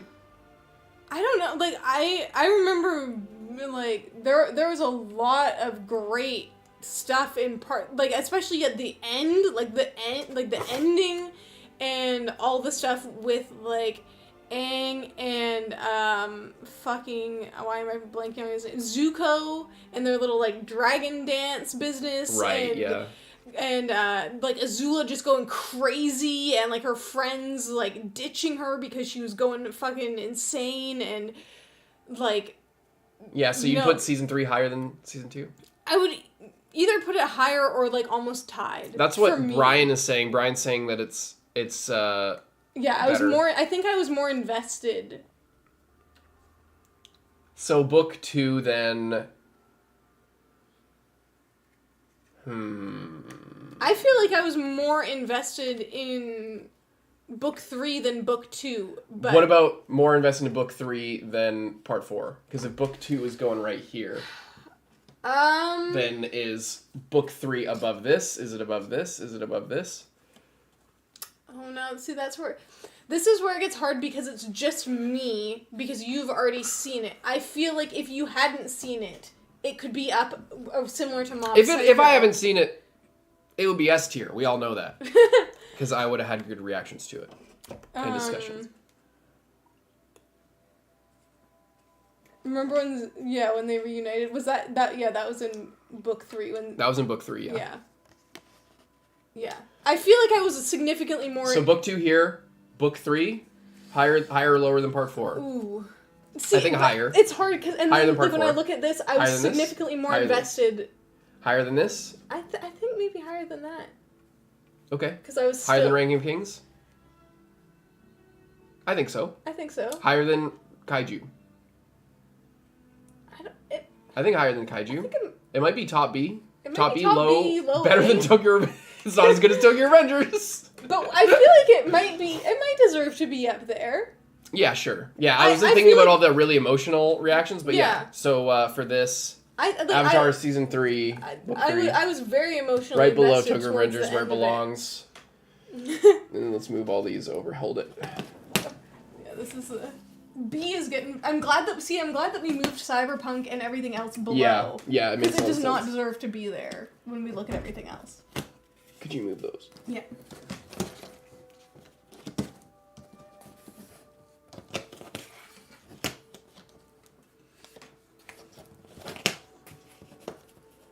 Well, we maybe should have waited and done this first. Yeah, right here. 'Cause Legend of Korra. Were we doing it above those? I'm thinking about, do you want to put it above this? I could put it above that. Yeah. That's what I think. Korra. Legend of Korra Book 1. We stopped reacting to it because it was getting so few views that it was not worth it. It was sabotaging our channel. It was literally killing our channel to post it. And it really hurts me, but again, I've seen it. And I want to get to book 3 here's so bad. Here's the thing with this. We will probably watch this, but we need to fix up our channel to the point that it can handle something like this, or potentially do mostly Patreon exclusive uncuts and then make a combined, like a full book reaction for this, because the singles, and also I think we even were doing maybe doubles at one point, or were we just doing singles? I can't remember, but it was not working. Yeah, these, like, people just weren't excited about our reactions for this, and, you know, I wish they were, because I feel like our reactions are pretty decent. Mm-hmm. I've seen it, though, so it's again, it's like, it's such a hard, like, to go on, like, a slight tangent, it's really common, and honestly, like, it's expected, you know? People click on the videos mostly for Lindsay. That's like a fact of the channel. It's fine. But once you get there, it has to be both of us. Because if it's just Lindsay, once they click on it, Lindsay doesn't talk very much. So, it's like both of our reactions are better together. The thing is, we balance it out, because sometimes what it really get more emotional about things, or look at things from a different perspective. You get a lot more hyped up about stuff than I do. Yeah. Even if I'm hyped up, I don't Lindsay's not very naturally expressive, which is not a great trait to have for somebody who expresses themselves for a living. But the point is, the channel is genuinely both of us, and I know that because if you look at a lot of the best reactions, is there any in S tier that I've seen? No, there's not. Erased, that was it. But But I also hadn't watched it in literally 10 years or something. Yeah. Or not, at that point, it had been like 5 or 6. When you look at A tier, there's only this, like these two that you had seen. Everything else. And then there's things like One Punch Man, JoJo is like kind of a mixed bag. And this was also earlier on our channel where a lot of it was based off of me reacting to something that you'd seen. And you were picking like what you thought were the best things that other people would want to see me react to, but not necessarily what I was in the mood. Yeah, because what we're in the mood for isn't as popular. Yeah, is what it is. Otherwise, we would have watched Monster. We would have watched Steins Gate and Fate Zero. Again, not that those are unpopular, but it's like I've seen those, and there's not like hype for them. So like there's plenty of things that I would want to do that. Anyway, so the point is, It literally has to be both of us, and that's why I think Korra reactions in particular suffered. Mm-hmm. And why they kind of continue to do is because I'm excited for what is coming, at least for most of Korra. But, like, I'm actually super fucking excited for Book 3. Book 3 is my favorite part of the whole series. It's so good. I love it. It's fucking awesome and crazy and epic. Yeah, I obviously don't know what's coming later in Korra, but judging by the fact that you're excited for it, and judging just from the way that season 1 was compared to the super high that left off of book 3 of Avatar, I can see why people aren't looking for book 1 of Korra. Yeah. But we don't know how books 2 and 3 are gonna do. But we just have to be in a little bit more solid of a we need to have a full schedule so that like our it's not 1/7 of our or 1/5 of our stuff per week is a Korra reaction or 2 Korra reactions. Because then YouTube is just like, oh, everyone hates. They post 5 videos a week, and 2 of them are Korra on Monday and Friday, and they get 1,000 views before the end of the day, and it's like over weeks they build more than other shows. But, like, it's hard. YouTube doesn't judge you based on that. They judge you based on, like, the first hour, the first day. Yeah. And then they recommend your other videos based on that. So, anyway. Anyway, I don't know where I would go for that. Maybe, like, middle to low B? You put it that high? Yeah, maybe lower. Maybe C? Yeah. High C, top C? I feel like I liked it, but even at the start, I was not as invested as I was at the start of Avatar, I don't think. I could put it like there, I guess. I don't know. I'm not like super crazy about even, because, it's also hard because Konosuba, like season 3, we just watched episodes 1 and 2. Yeah. And that was it.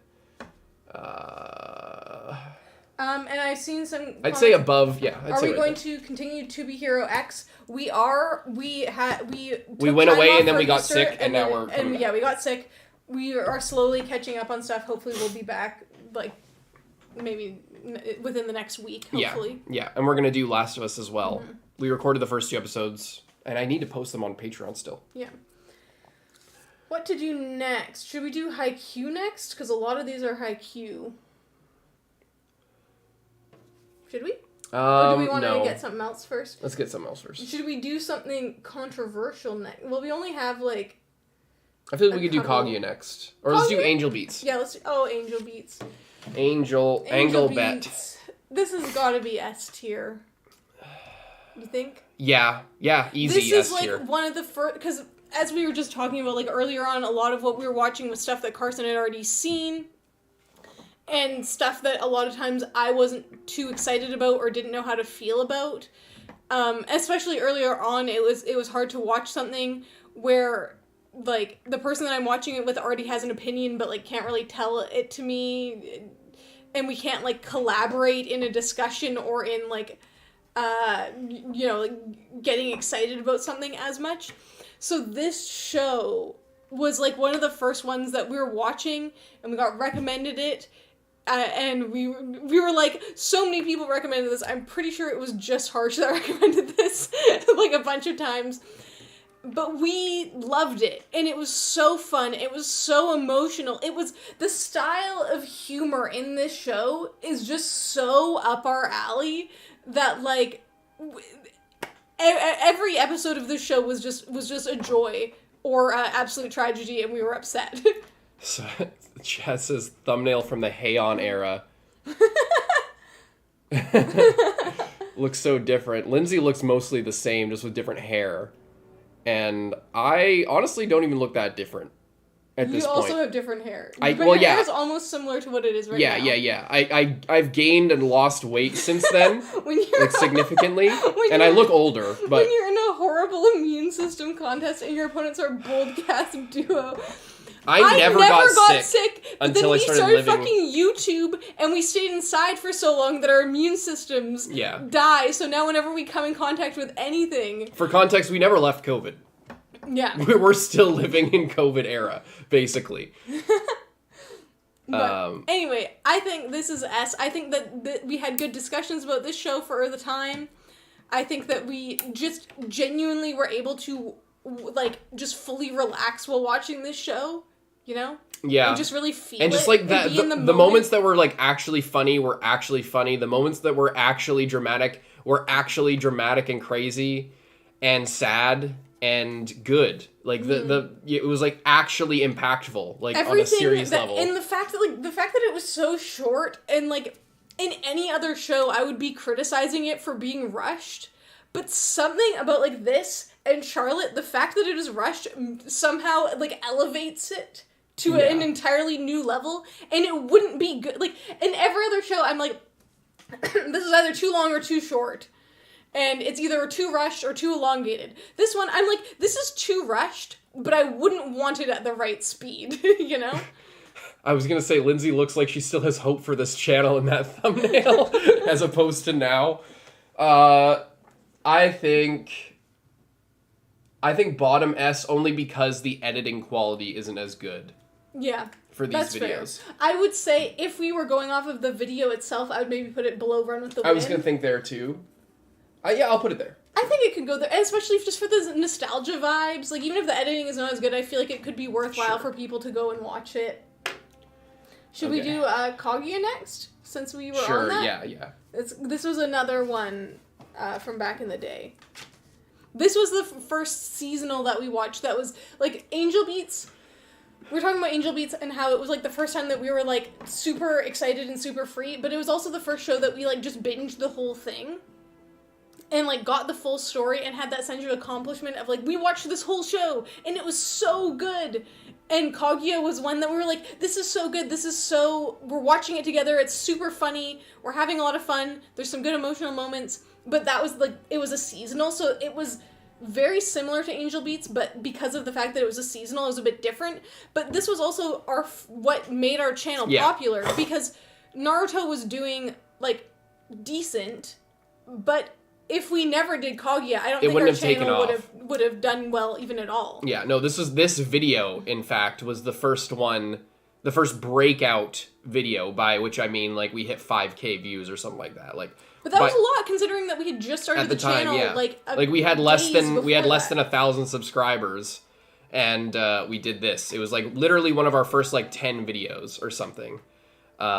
Was this that we posted, and it was it was a different time. Lindsay made that like the little heart with like the strike through it kind of thing, in GIMP, and. Yeah, I think I maybe... I remember looking at Kaguya reactions on the YouTube search bar and seeing the thumbnail. Yeah, this was the first video. This was, I'm sure... And that's the thing about Kaguya, is a lot... Like, Naruto was obviously a huge part of the start of our channel, but I'm sure that there are some people, but there's a lot of people who found us from this video that are still watching our videos. Mm-hmm. There's a lot of people that found us from Naruto, that as soon as we stopped watching Naruto, we're like, hey, I'm fucking hitting the road, bro. I don't care about you guys. Mm-hmm. I just like Naruto. Did you print Charlotte? You didn't do Charlotte. There must have been a page that went missing. Because Charlotte and Chainsaw Man would have both been close because they were alphabetical. This is not good. This is not good. I'm sorry, everyone. This is not good, you guys. L. We could just do another one tomorrow. We could. We could just do a two parts. Final 2 parts, because if you know, I mean, how many more are there? Are we missing a lot? I don't think that we're missing. Kaguya Season 2, Kaguya Season 3. We can also do this again at the end of this season. This could be like a seasonal thing where we rank. Where we just have this board in the closet. We just have this board forever. Because what do we have left? We have this is with that. We keep teasing at the end of every one of these streams that or that it's gonna be the last one. Yeah. This is Invincible, actually Bocchi, Naruto, Attack on Titan. Yeah, and because this is this Clannad is not here. The Clannad part 1 is not here too. Yeah. So there is a missing sheet with a bunch of C's on it. Yeah, it's the thing is we're already an hour and a half in. You have to go in an hour. Yeah. We could rush through all of these. I mean, it's hard because it probably won't be much longer than an hour, but it might be a little bit longer than an hour. Stole your joke? What was your joke? You guys turned this into Attack on Titan Final Season Part 2, the movie. The ranking our reactions, part 17, the final part. No, yeah, because I have more rants that I want to do on, like, all this shit. I have rants like I wanted to do, like I did on Frieren and like I did on a bunch of things. I have rants on, like, everything. But we could do this, since we'll finish it off with this, and we'll start off with Season 3 next time. You mean, isn't that Season 2? Oh, no, Season 3. Yeah, where the hell is Season 2? Oh, yeah, because we watched Season 1. You forgot that? Yeah. We watched it in our own time. I guess it was just the start of our channel, so I'm like, this was the start of the show.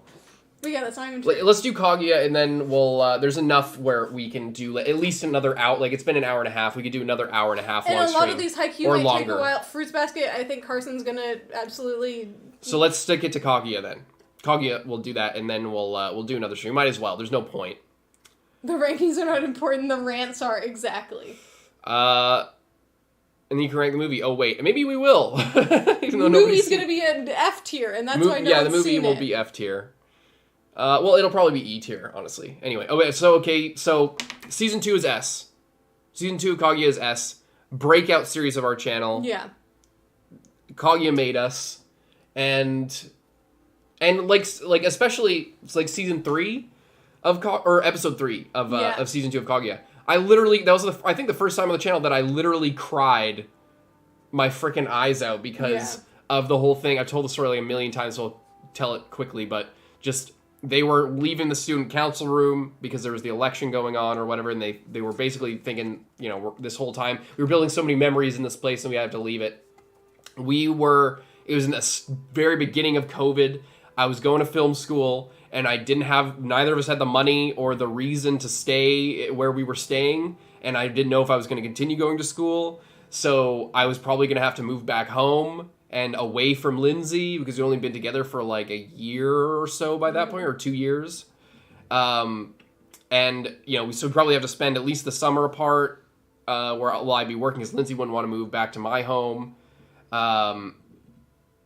And, you know, like, what were we going to do? Like, it was this crazy thing where we were thinking we were going to have to leave this, like, our place at the time. It was, like, very stressful.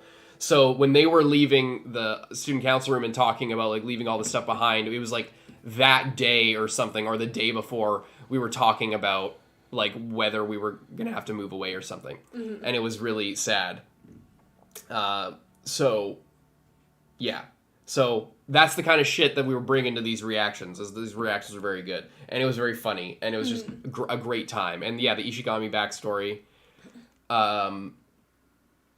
This is very special. I think that it's better than, around here. Yeah. Yeah.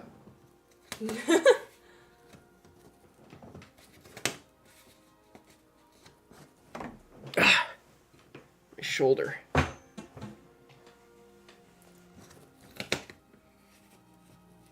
Carson watched Kaguya and said, literally me. Just like me, for real.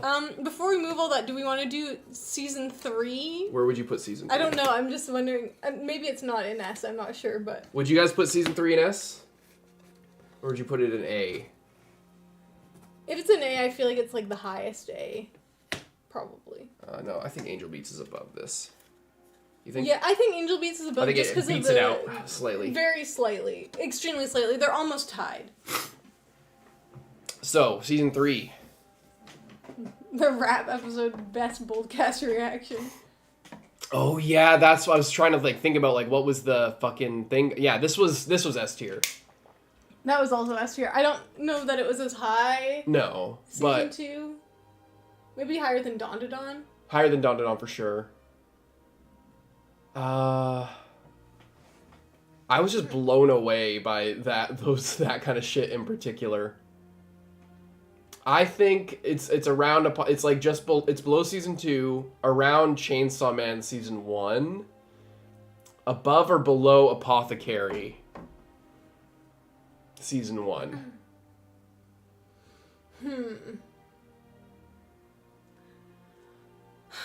I could put it above. We had better discussions for this, but we were really invested in that.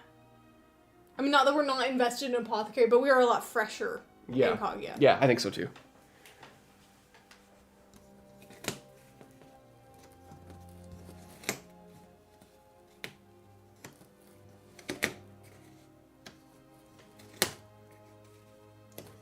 This is why, like, so much of the stream is just moving the fucking tiles.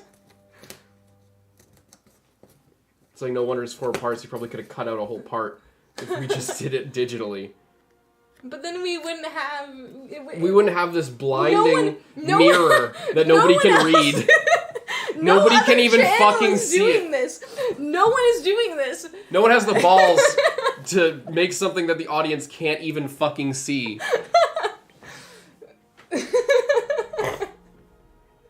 Yeah. It's our thing, guys. It doesn't matter this if white it's one, by the way, is bad. Avatar Season 3. I know you can't read that, but yeah.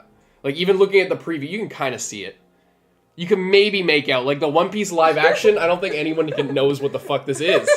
Can you guys tell that that's One Piece live action? Like, some of them you can tell. No. You can tell. It's funny, like, in the S tier, most of them you can tell. It's so funny. Most of them you can tell what... show it is? The show it is, but the lower you go down, the more it's like, I wonder if the thumbnails played a part in this at all. Because, like, some of the ones in the middle there, like, you cannot see. Look at House of the Dragon season 1 there in B tier. You can't see that. House of the Dragon was the fucking worst show to make thumbnails for. You could have brightened it up. No matter it's still dark. Look how dark it is. Look how dark it is. It's right here. Look how dark that is. Well, that's how you know it's House of the Dragon.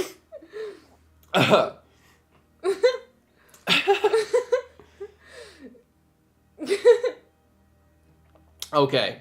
that is where we'll end it this time. We're approaching an hour and 45 minutes.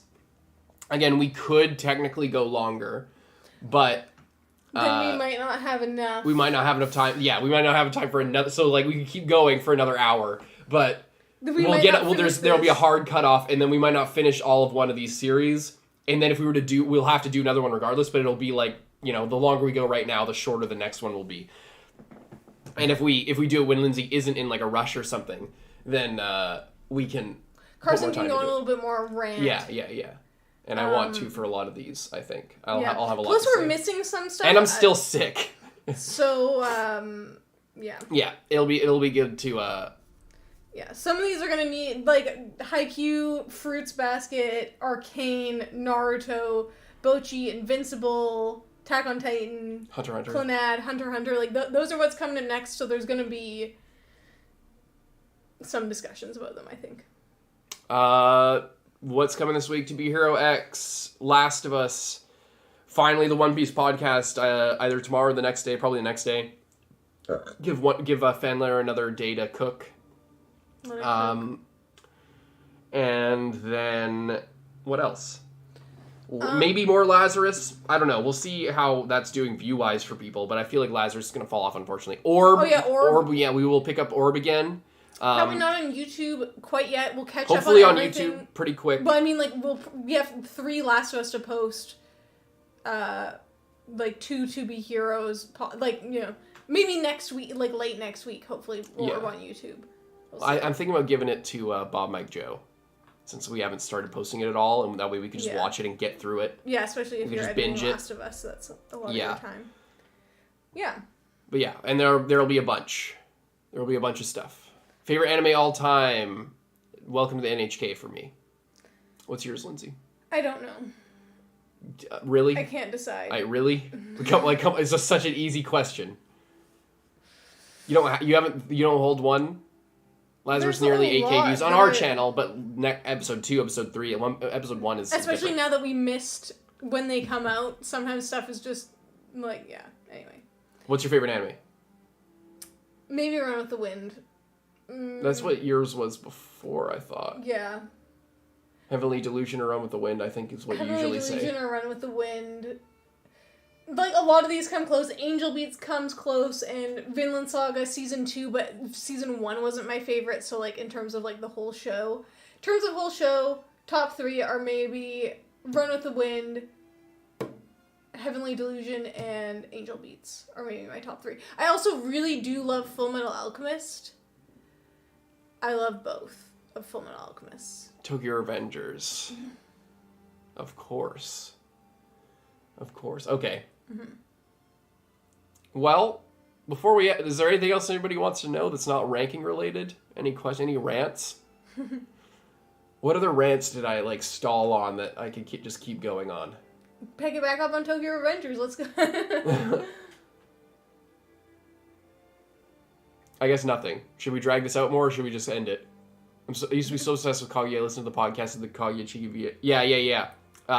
Yeah, I did too. I watched clips of that. I didn't listen to the podcast. That's kind of insane. But I watched clips of it where it was subtitled. Live action adaptations of anime. I mean, that's a really short conversation. That's One Piece and what else even? Like, there's like all the Japanese movies that are like kind of trash B tier dog shit. Dragon Ball Evolution. Only talk about One Piece, but I still really like the One Piece live action, and I'm really, really excited for season 2 of it. Yeah. Me too. Yeah, me too, actually, yeah. Rants about how bad ReZero Season 3 must be. Well, the funny thing about ReZero Season 2, or Season 3, is that people aren't even excited about it, really. Yeah. Like, a lot of people, like, we talked about it before, the views for it, reaction-wise, aren't the best, it seems like, as far as I could tell. But more than that, just aside from that aspect, which is not really that important, weren't people saying that, like, a lot of it is action this season? For Season 3? And that's not what people want anyway? Anyway, look back reaction. I want to do that. I want to do the Haikyuu movie as well. But, like, as you can tell, we just keep falling behind. And we just don't... We only have... The thing is that we're running into is that we have only so much appetite every day to watch it. Like, we have so much appetite all the time, like over the course of the week or a month or our life to watch. Like, we want to watch so much. But when we sit down to watch and do reactions, once we're at like number 3 to 5, we're like done. We're just like, we just don't want, we're full, basically. We've eaten and we are full. And we could keep going, but it'll just get blander and blander to us. Like, you know, it's, you know, you can only eat so much candy. Summer Pockets? Probably not. Probably not. Probably not. If there wasn't, like, multiple... Because the thing was, originally we were like, oh, there's, like, not really much coming out this season. There's Lazarus, and that's it. So, of course, we'll do Summer Pockets. Yeah. And then it was like, okay... To Be Hero X and Last of Us. To Be Hero X. Okay, Last of Us. Okay, we're watching Orb as well. Okay, we still gotta get going on One Piece. And with Summer Pockets, it wasn't... Within the first episode, it was like, this could be good. Some people say the story is really good. But we could feel like it wasn't going to be hitting that... Like, part of why it wasn't going to be scratching the itch. Part of why we love Angel Beats and Charlotte and Clannad so much is there's, like, that certain type of humor to it that is very, very funny.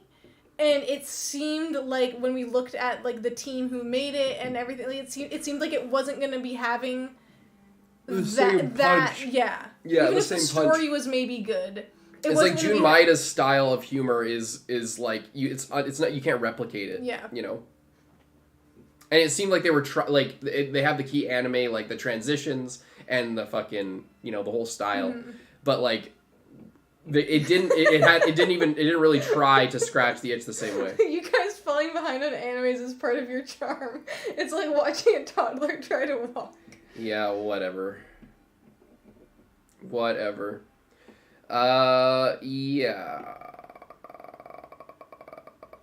I don't know if we'll continue it. I don't know. Jenny, question for a couple that makes reaction videos. How many streaming services are you guys subscribed to?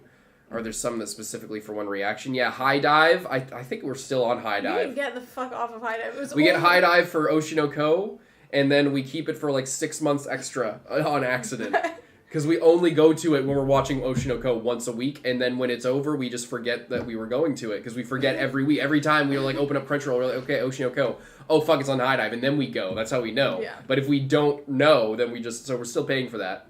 And, like, Crave, which is the Canadian HBO service. Crunchyroll. Yeah, but Crunchyroll is, like, always... yeah, Crunchyroll, like, you would kind of have to have it. Yeah, it's just easier to have it. High Dive is literally the only show that's ever been on it of note is Oshinoko. Yeah, well, and they were trying to like capture that kind of anime fan with like romances and seasonal kind of shit. Yeah. Isekais are like little smaller shows they would get that Crunchyroll doesn't have, but the main draw was Oshinoko every single time. Oh, and Made in Abyss? Okay. Have you guys watched the Haikyuu movie, or if you do, will it be Patreon only? If we watch the Haikyuu movie, it will go on YouTube. Hopefully, we'll have to probably really cut it down so it doesn't have any chance of strikes. Yeah. But we have not watched it yet. The thing is with the Haikyuu movie, we want to watch it really bad, but we don't want to watch it after we've watched like a bunch of other things and are exhausted and like not super up to it. Yeah. Because especially since the last movie we watched, the Kaguya movie, we still never posted because the reaction was not ideal. Yeah. So. Well, we wanted it just sucks because like we're never gonna be able to watch. Like I'm getting to the point where I'm like, I don't fucking care anymore. You know, like I'm getting to the point where I'm like, I just want to get to the shit that I've been wanting to get to for the last 5 years. And we're 5 years in and we still haven't done all these classics, but we just shit just keeps coming out, and there's like limited windows to watch everything to make it optimal for YouTube. Mm-hmm. It's not that I don't care, like I don't want to watch it. It's just that like I'm coming full circle to how I was before the channel, where like I wouldn't take any recommendations from anybody because I had back in the day a list of shows that I knew were going to be good and that I knew I was going to love and that I just needed to just sit down and watch. So like people would recommend, oh, watch this fucking thing, and I'd just be like, no, because I'm already like 50 shows behind on the list of things that I actually will like. Why would I just listen to you and watch fucking Solo Leveling if I'm gonna also, if I will just love something like Fate Zero, which or like, you know, whatever it is. But like, yeah, but we just keep falling behind. That's all it is. We fall behind, and then it's also about being strategic of like, you know, because we made One Piece on a separate the whole thing with having Naruto on our main channel was like we were talking about before with like how Korra was like sabotaging us severely, of like if you have Naruto 5 days a week, they performed very consistently. So it was like, oh, we can count on that YouTube isn't going to hate us because we are consistently doing the same every week with, you know, maybe Kaguya going really good and then something like whatever doing like one or two things like matching that or going above, yeah. And then we have space for the smaller things. we could take the chance and do smaller stuff, and that was the entire premise of our channel was like we have it's like building a mall. It's like you have your anchor store, you have fucking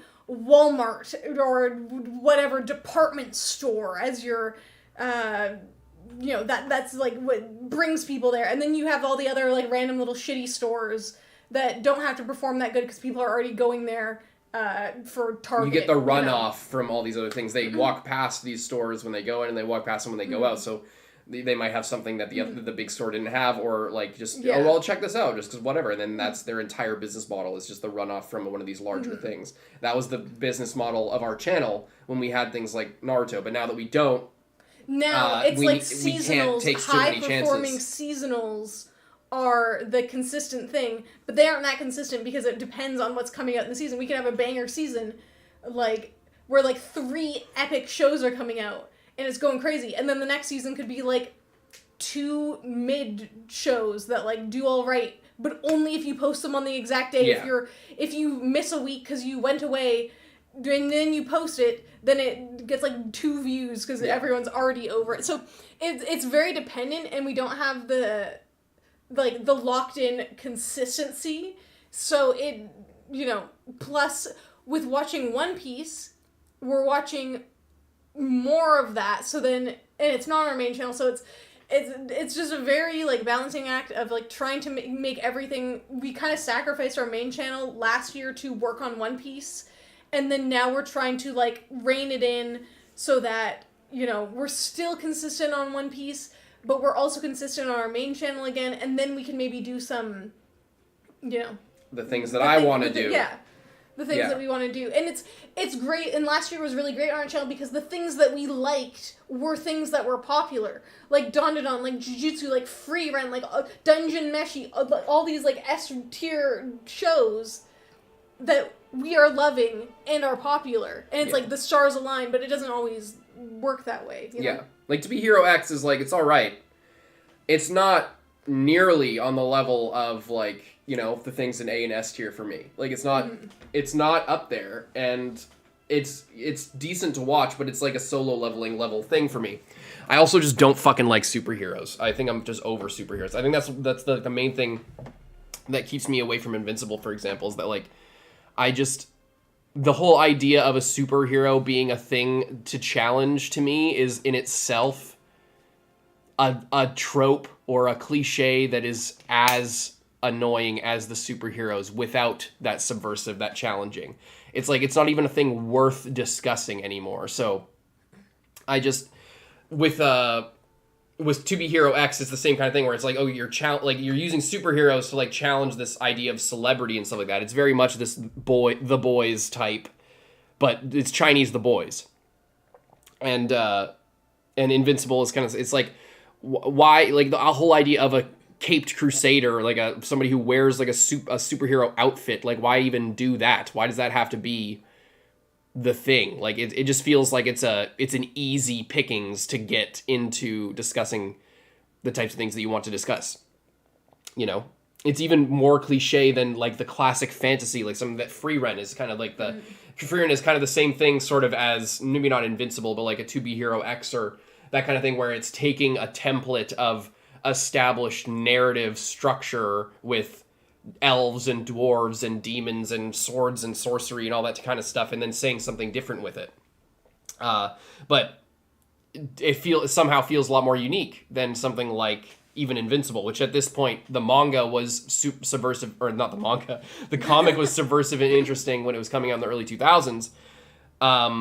But it's not like a new idea anymore, you know? It's not new anymore to me, and it's just not interesting to me. And I want to get past that because I want to see what everyone else is seeing, and it maybe would have been worth it when the show was coming out, but at this point we're just on this thing, like, I didn't want this to happen. I wanted us to watch Invincible when it was coming out, because getting in the hype of it and, like, finishing season 2 and then watching season 3, like, it would have been fun to do while it was going on. But now I'm at the point where I just...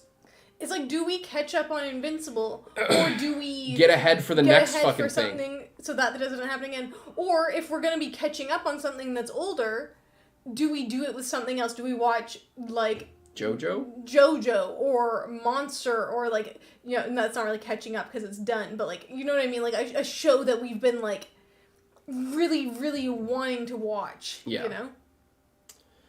Yeah, I don't know. I just, yeah, so then there's that, too, where it's, like, we only have so much, and, like, with One Piece taking up probably, you know, if we were more efficient, it would take up less than half, but we'll say, like, half or more of the time that we watch per week, which honestly is kind of pathetic that, like, it's seven episodes a week, which are less than 20 minutes because of all the recap and stuff like that. Mm-hmm. But it, you know, it just does take up a lot of time for us, and it takes a lot of energy. And then we get to the main channel stuff, so then there's maybe 4 or 5 episodes worth of shit that we can reasonably watch before, like, burning ourselves out, and then I gotta edit them, probably.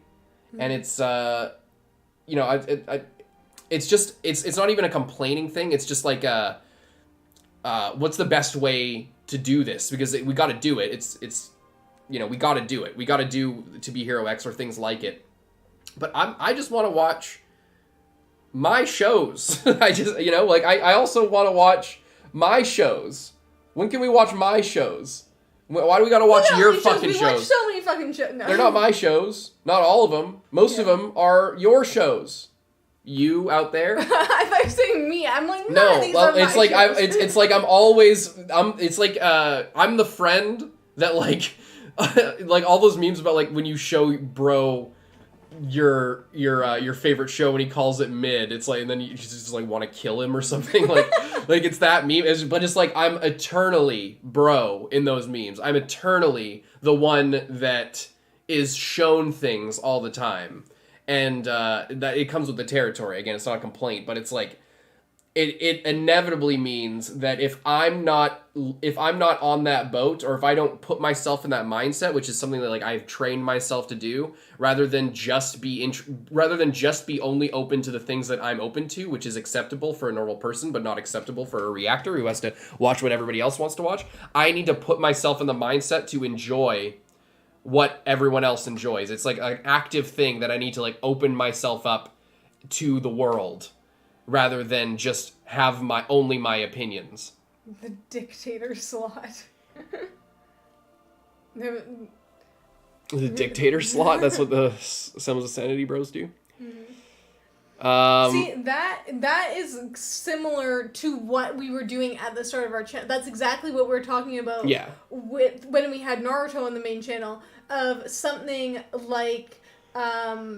even something like Angel Beats, although we were, like, because at the time we had no idea, but something like Clannad Part 1, like, After Story did really good, but Part 1 was, like, doing terrible views-wise. Over time it grew, but, like, at the time, there would be no reason for anyone trying to grow their channel to post it, but we loved it, so we kept posting it, and even other people, like, I'm sure people that were there for Naruto were like, what the fuck is this garbage, get this away from me.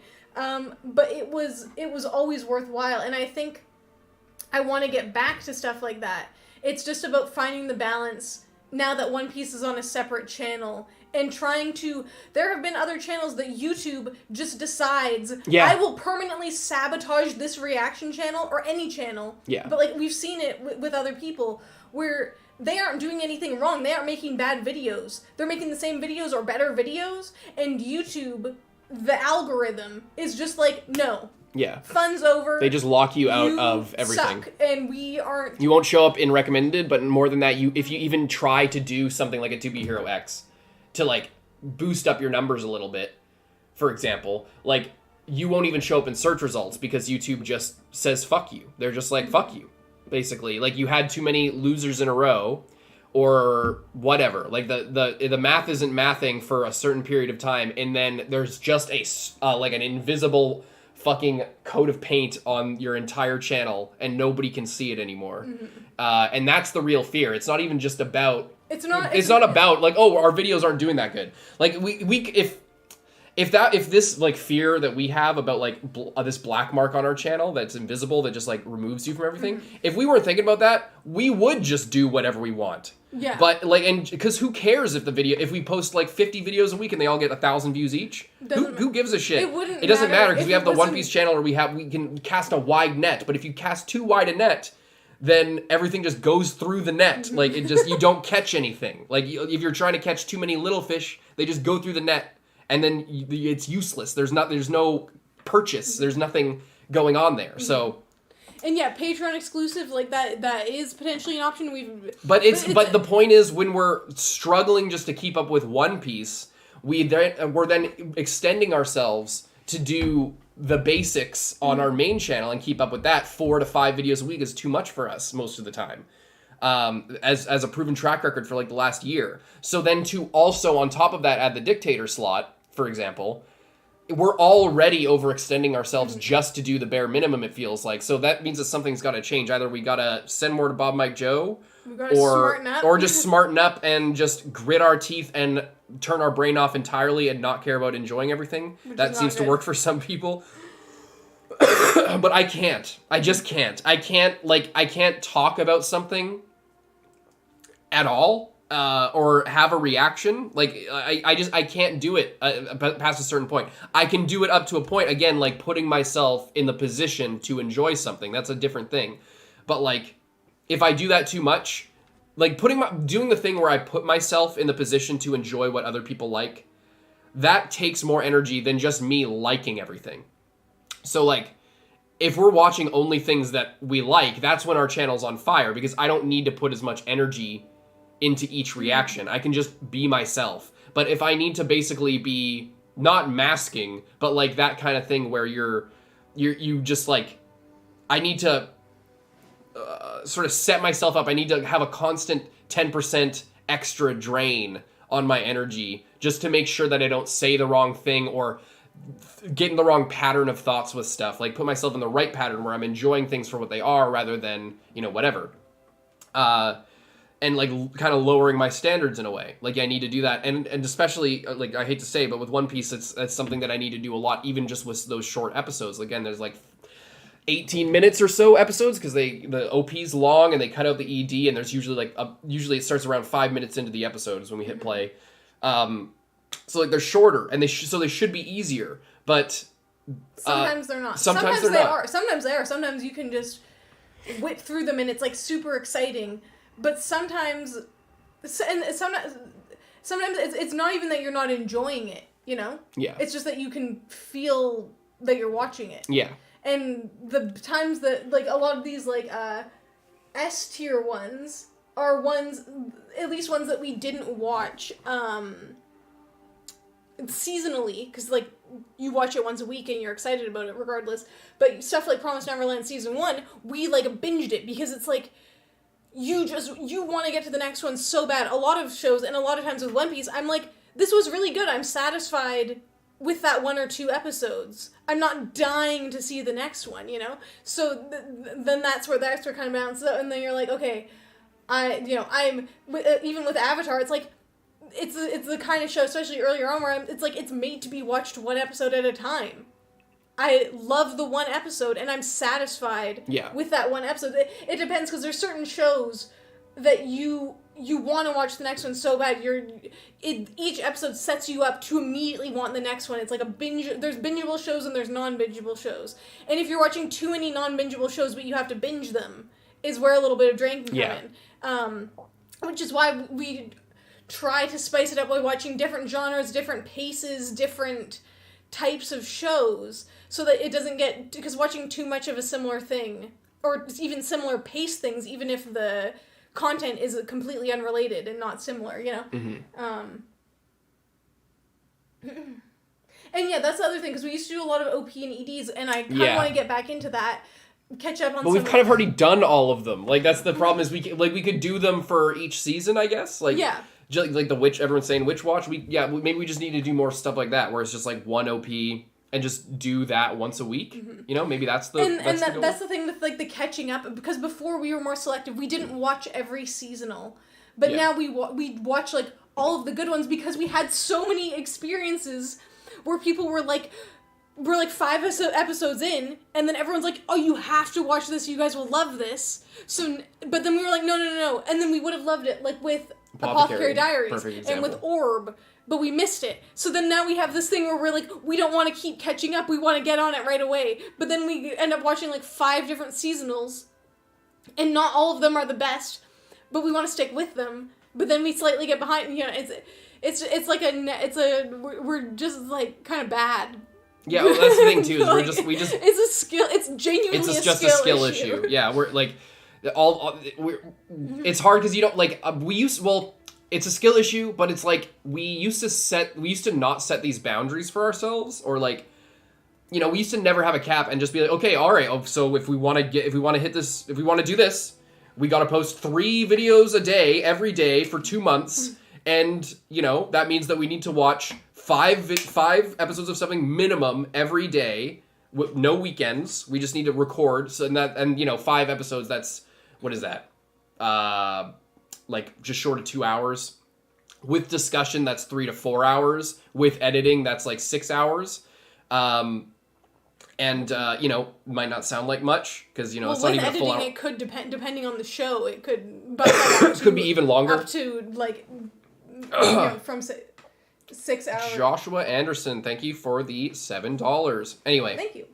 Yeah, so it's not even, the point is not that, like, it's not doable. It's just that it inevitably ends up in burnout.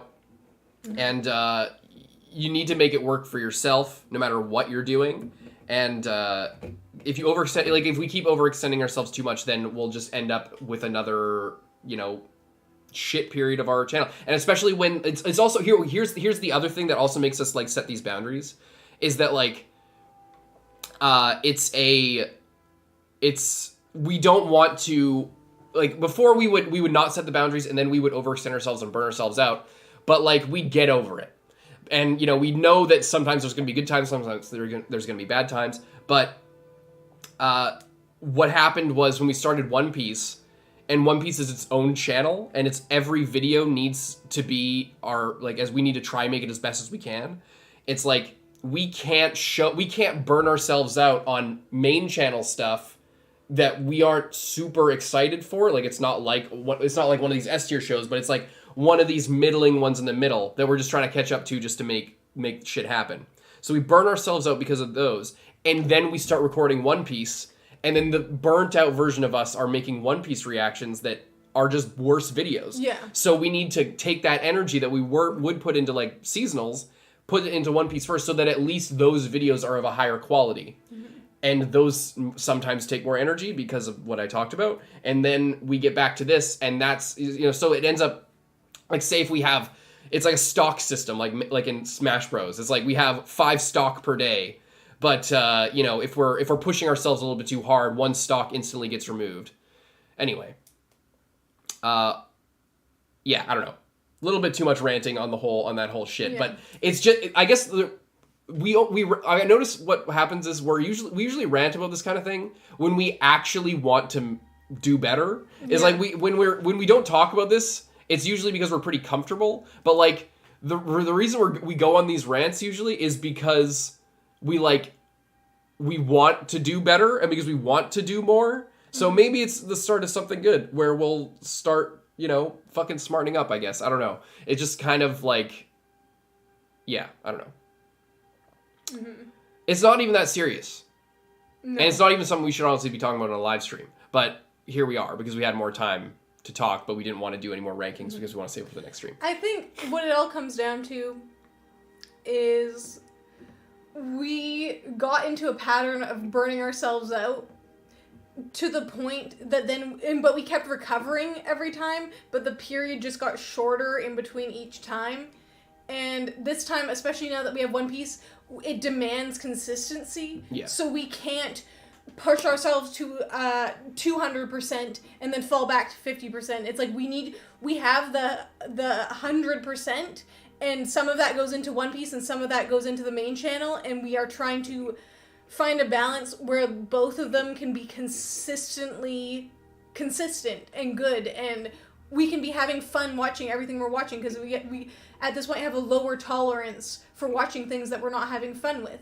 And why should we watch things that we're not having fun with? Because it's not, as we can see, it doesn't make for good videos. Yeah. To watch things that we aren't having fun with. We should have not been watching JoJo Part 3. When we were watching JoJo Part 3, we should have assessed that JoJo Part 3 was just not it for the moment that we were watching it in, taken a breather, come back, and maybe JoJo Part 3 would be up here. Yeah. Yeah. But at the time, we thought, let's just push through. But now we're at the point where it's like, let's not push through. If we are feeling like something is overwhelming us, or that catching up on something, even if it was fun at the time, like Shikanoko, like, whatever the show is, Konosuba, like those, it's like Invincible, is it worth burning ourselves out to catch up on this, or is it worth sometimes just to let it go, and maybe we'll come back to it, maybe we won't, and sometimes it sucks if we don't get back to something, but maybe we'll spend our time watching something like Apothecary Diaries and catching up on that is genuinely worth our time. Everyone loves it, we love it, we have a great time, it reinvigorates us, it reinvigorates the channel, Yeah. It's about picking things like that, I think the old us would have powered through and started posting season 2 and 3 of Korra, and we would have been spending hours and hours each week watching and editing and posting Korra, but instead we didn't. We just took a break. We said, let's stop at the end of this, let's not stop like halfway through season 2 when we realize like, oh my god, this is destroying us, let's stop right now, and pick up Apothecary Diaries, literally that, and then things are going a bit better. It's working a little bit smarter, not harder, I guess, but it also cuts down on the volume significantly, when you do that, and then we can't watch everything, and especially then if we're watching a million seasonals and we fall behind a little bit, it just becomes a bigger commitment, and you're threatening that threshold of like burnout. But yeah, Lindsay's 100% right, as always. As always. But I think we're getting back into a groove. We're also talking about this when I'm sick, and we just had, for the last 2 weeks, it felt like in a different universe, honestly, like since the last stream that we did, it's felt like, we went away and then we came back and then we've been sick, and it just kind of felt... It just feels like you're wasting time, but you don't want to make a video where you can't talk because you're so stuffed up and blowing your nose every 2 seconds. So anyway, yeah. Yeah. 322k YouTube short. Which one was that? Was that the Jujutsu Kaisen one? Who did that? Was that the Jujutsu Kaisen one, or was that a different one? Was that 322? What, really? I don't know, I kind of forgot about that. Was that? Hang on. Let's go videos. Yeah, we're not showing this. Yeah, we're not showing this. Shorts. Views. Oh, yeah, it is. It is the Jujutsu one. Did it like fucking hit a spike or something? I swear it wasn't that big. Oh, it's on the upswing right now. That's weird. It was still at like 300k views. It was like going nowhere. Maybe that's because our channel wasn't doing very much. Yeah, and now our channel's doing a bit better, so it's getting... But for some reason, it just found the algorithm again, and now it like spiked, or it's spiking right now. Damn. That's funny. Yeah, anyway. I think that's enough. Yeah. I think that's enough. Do more shorts? Well, shorts are their own commitment. I tried that back when I made that. I was trying to do a short every day, and we were on. That was when we were on fire. We like during Jujutsu Kaisen season 2. In that period, I just wanted to do nothing but YouTube, and we were just fucking going crazy. And it was a thing where every time we make a video, Lindsay also needs to make a thumbnail. And she puts a lot of effort into the thumbnails a lot of times. And they've been getting better and better. But like, when I'm making a short, you don't need to make a thumbnail. So I just would, I would edit a video and then take a part of the video and make it into a short. But that process, it wasn't like the whole video's 20 to 40 minutes. The reaction part is usually around 15 minutes, 10 to 15 minutes. You take that, you take a 1 minute portion, but like everything else takes, whatever. It takes like a full editing block, whatever it would be, like half an hour. Then a short would be like, it'd just take like another minute. But I found whenever I was making shorts, it wouldn't just be take a minute of the already edited reaction. It would be take like 3 minutes of the edited reaction and then condense that to a minute and shorten it even more and make it really punchy. But that doesn't work for every single video. Not all of our videos can be edited into shorts realistically. Mm-hmm. It's definitely a good idea, but it's a whole other thing that you need to do. like you need to, if you're going to do because like it turns into a volume thing. I think Jack the Bus said this when like I watched his year review of at the New Year, and he was saying that his goal for this year was to make a short or a TikTok short form content video every day for this year, and his goal was to make one every day. So then that's like 365 videos. So to do that, like that's a big commitment. And if you say, oh, I'll just do it 5 days a week, well, what's the math on that? I honestly don't know. What's take it down by whatever that is, a few, like 20%, 30%, around 30%, whatever it is, whatever the math is on that. I'm fucking suck. Anyway, something like that. You just if just by taking 2 days off making those videos, you chunk down 20-30% of the views like instantly. So like, and you could start small and just do, I'll just do one a week. Then maybe that'd be better than nothing. But when we're already like not in a good schedule, you don't want to overextend. You want to walk before you can run. Sometimes it's better just to say fuck it and just go crazy. But in a time like this where we're really just trying to stay consistent, we need to try and get consistency before we start like going insane on that type of stuff. And I guess talk to me when I'm not stuffed up and shit. And also, maybe some more OPs, because there were some OPs. We did fucking whatever. We did an OP reaction recently, just randomly before we watched something. And it was fun. We haven't posted it yet. But what was it? Vampire Night? Yeah. Yeah. And your Del Toro as well. Yeah, we also just need to post stuff like that, because we record little videos like that all the time. But, yeah, anyway, so overall, these are the kind of things we think about. Overall, hopefully more good things to come. Yeah. Hopefully a little bit more consistently. Hopefully the thing with it is we're never going to fully catch up, because there's always something new coming out. There's always people recommending things. There's always something that we missed out on that we'd have to catch up on. But I would like to catch up to things that we've committed to, and, just watch stuff that is fun is what I want. Mm-hmm. Mm-hmm. Well, I think that's good, everybody. Thank you for staying tuned and for hanging out with us for the last little, half hour. Mm-hmm. Or hour or so, I guess, at this point. It's been a while. Yeah. Much love, everybody. We gotta go. We'll see you guys, probably next week. Next week. Let's save till next week. Yeah. Very good. Alrighty. Much love, everybody. Leave a like and subscribe. Okay, goodbye. We'll see you guys next time. Bye. Bye. Oh, where the fuck is OBS? Okay, bye.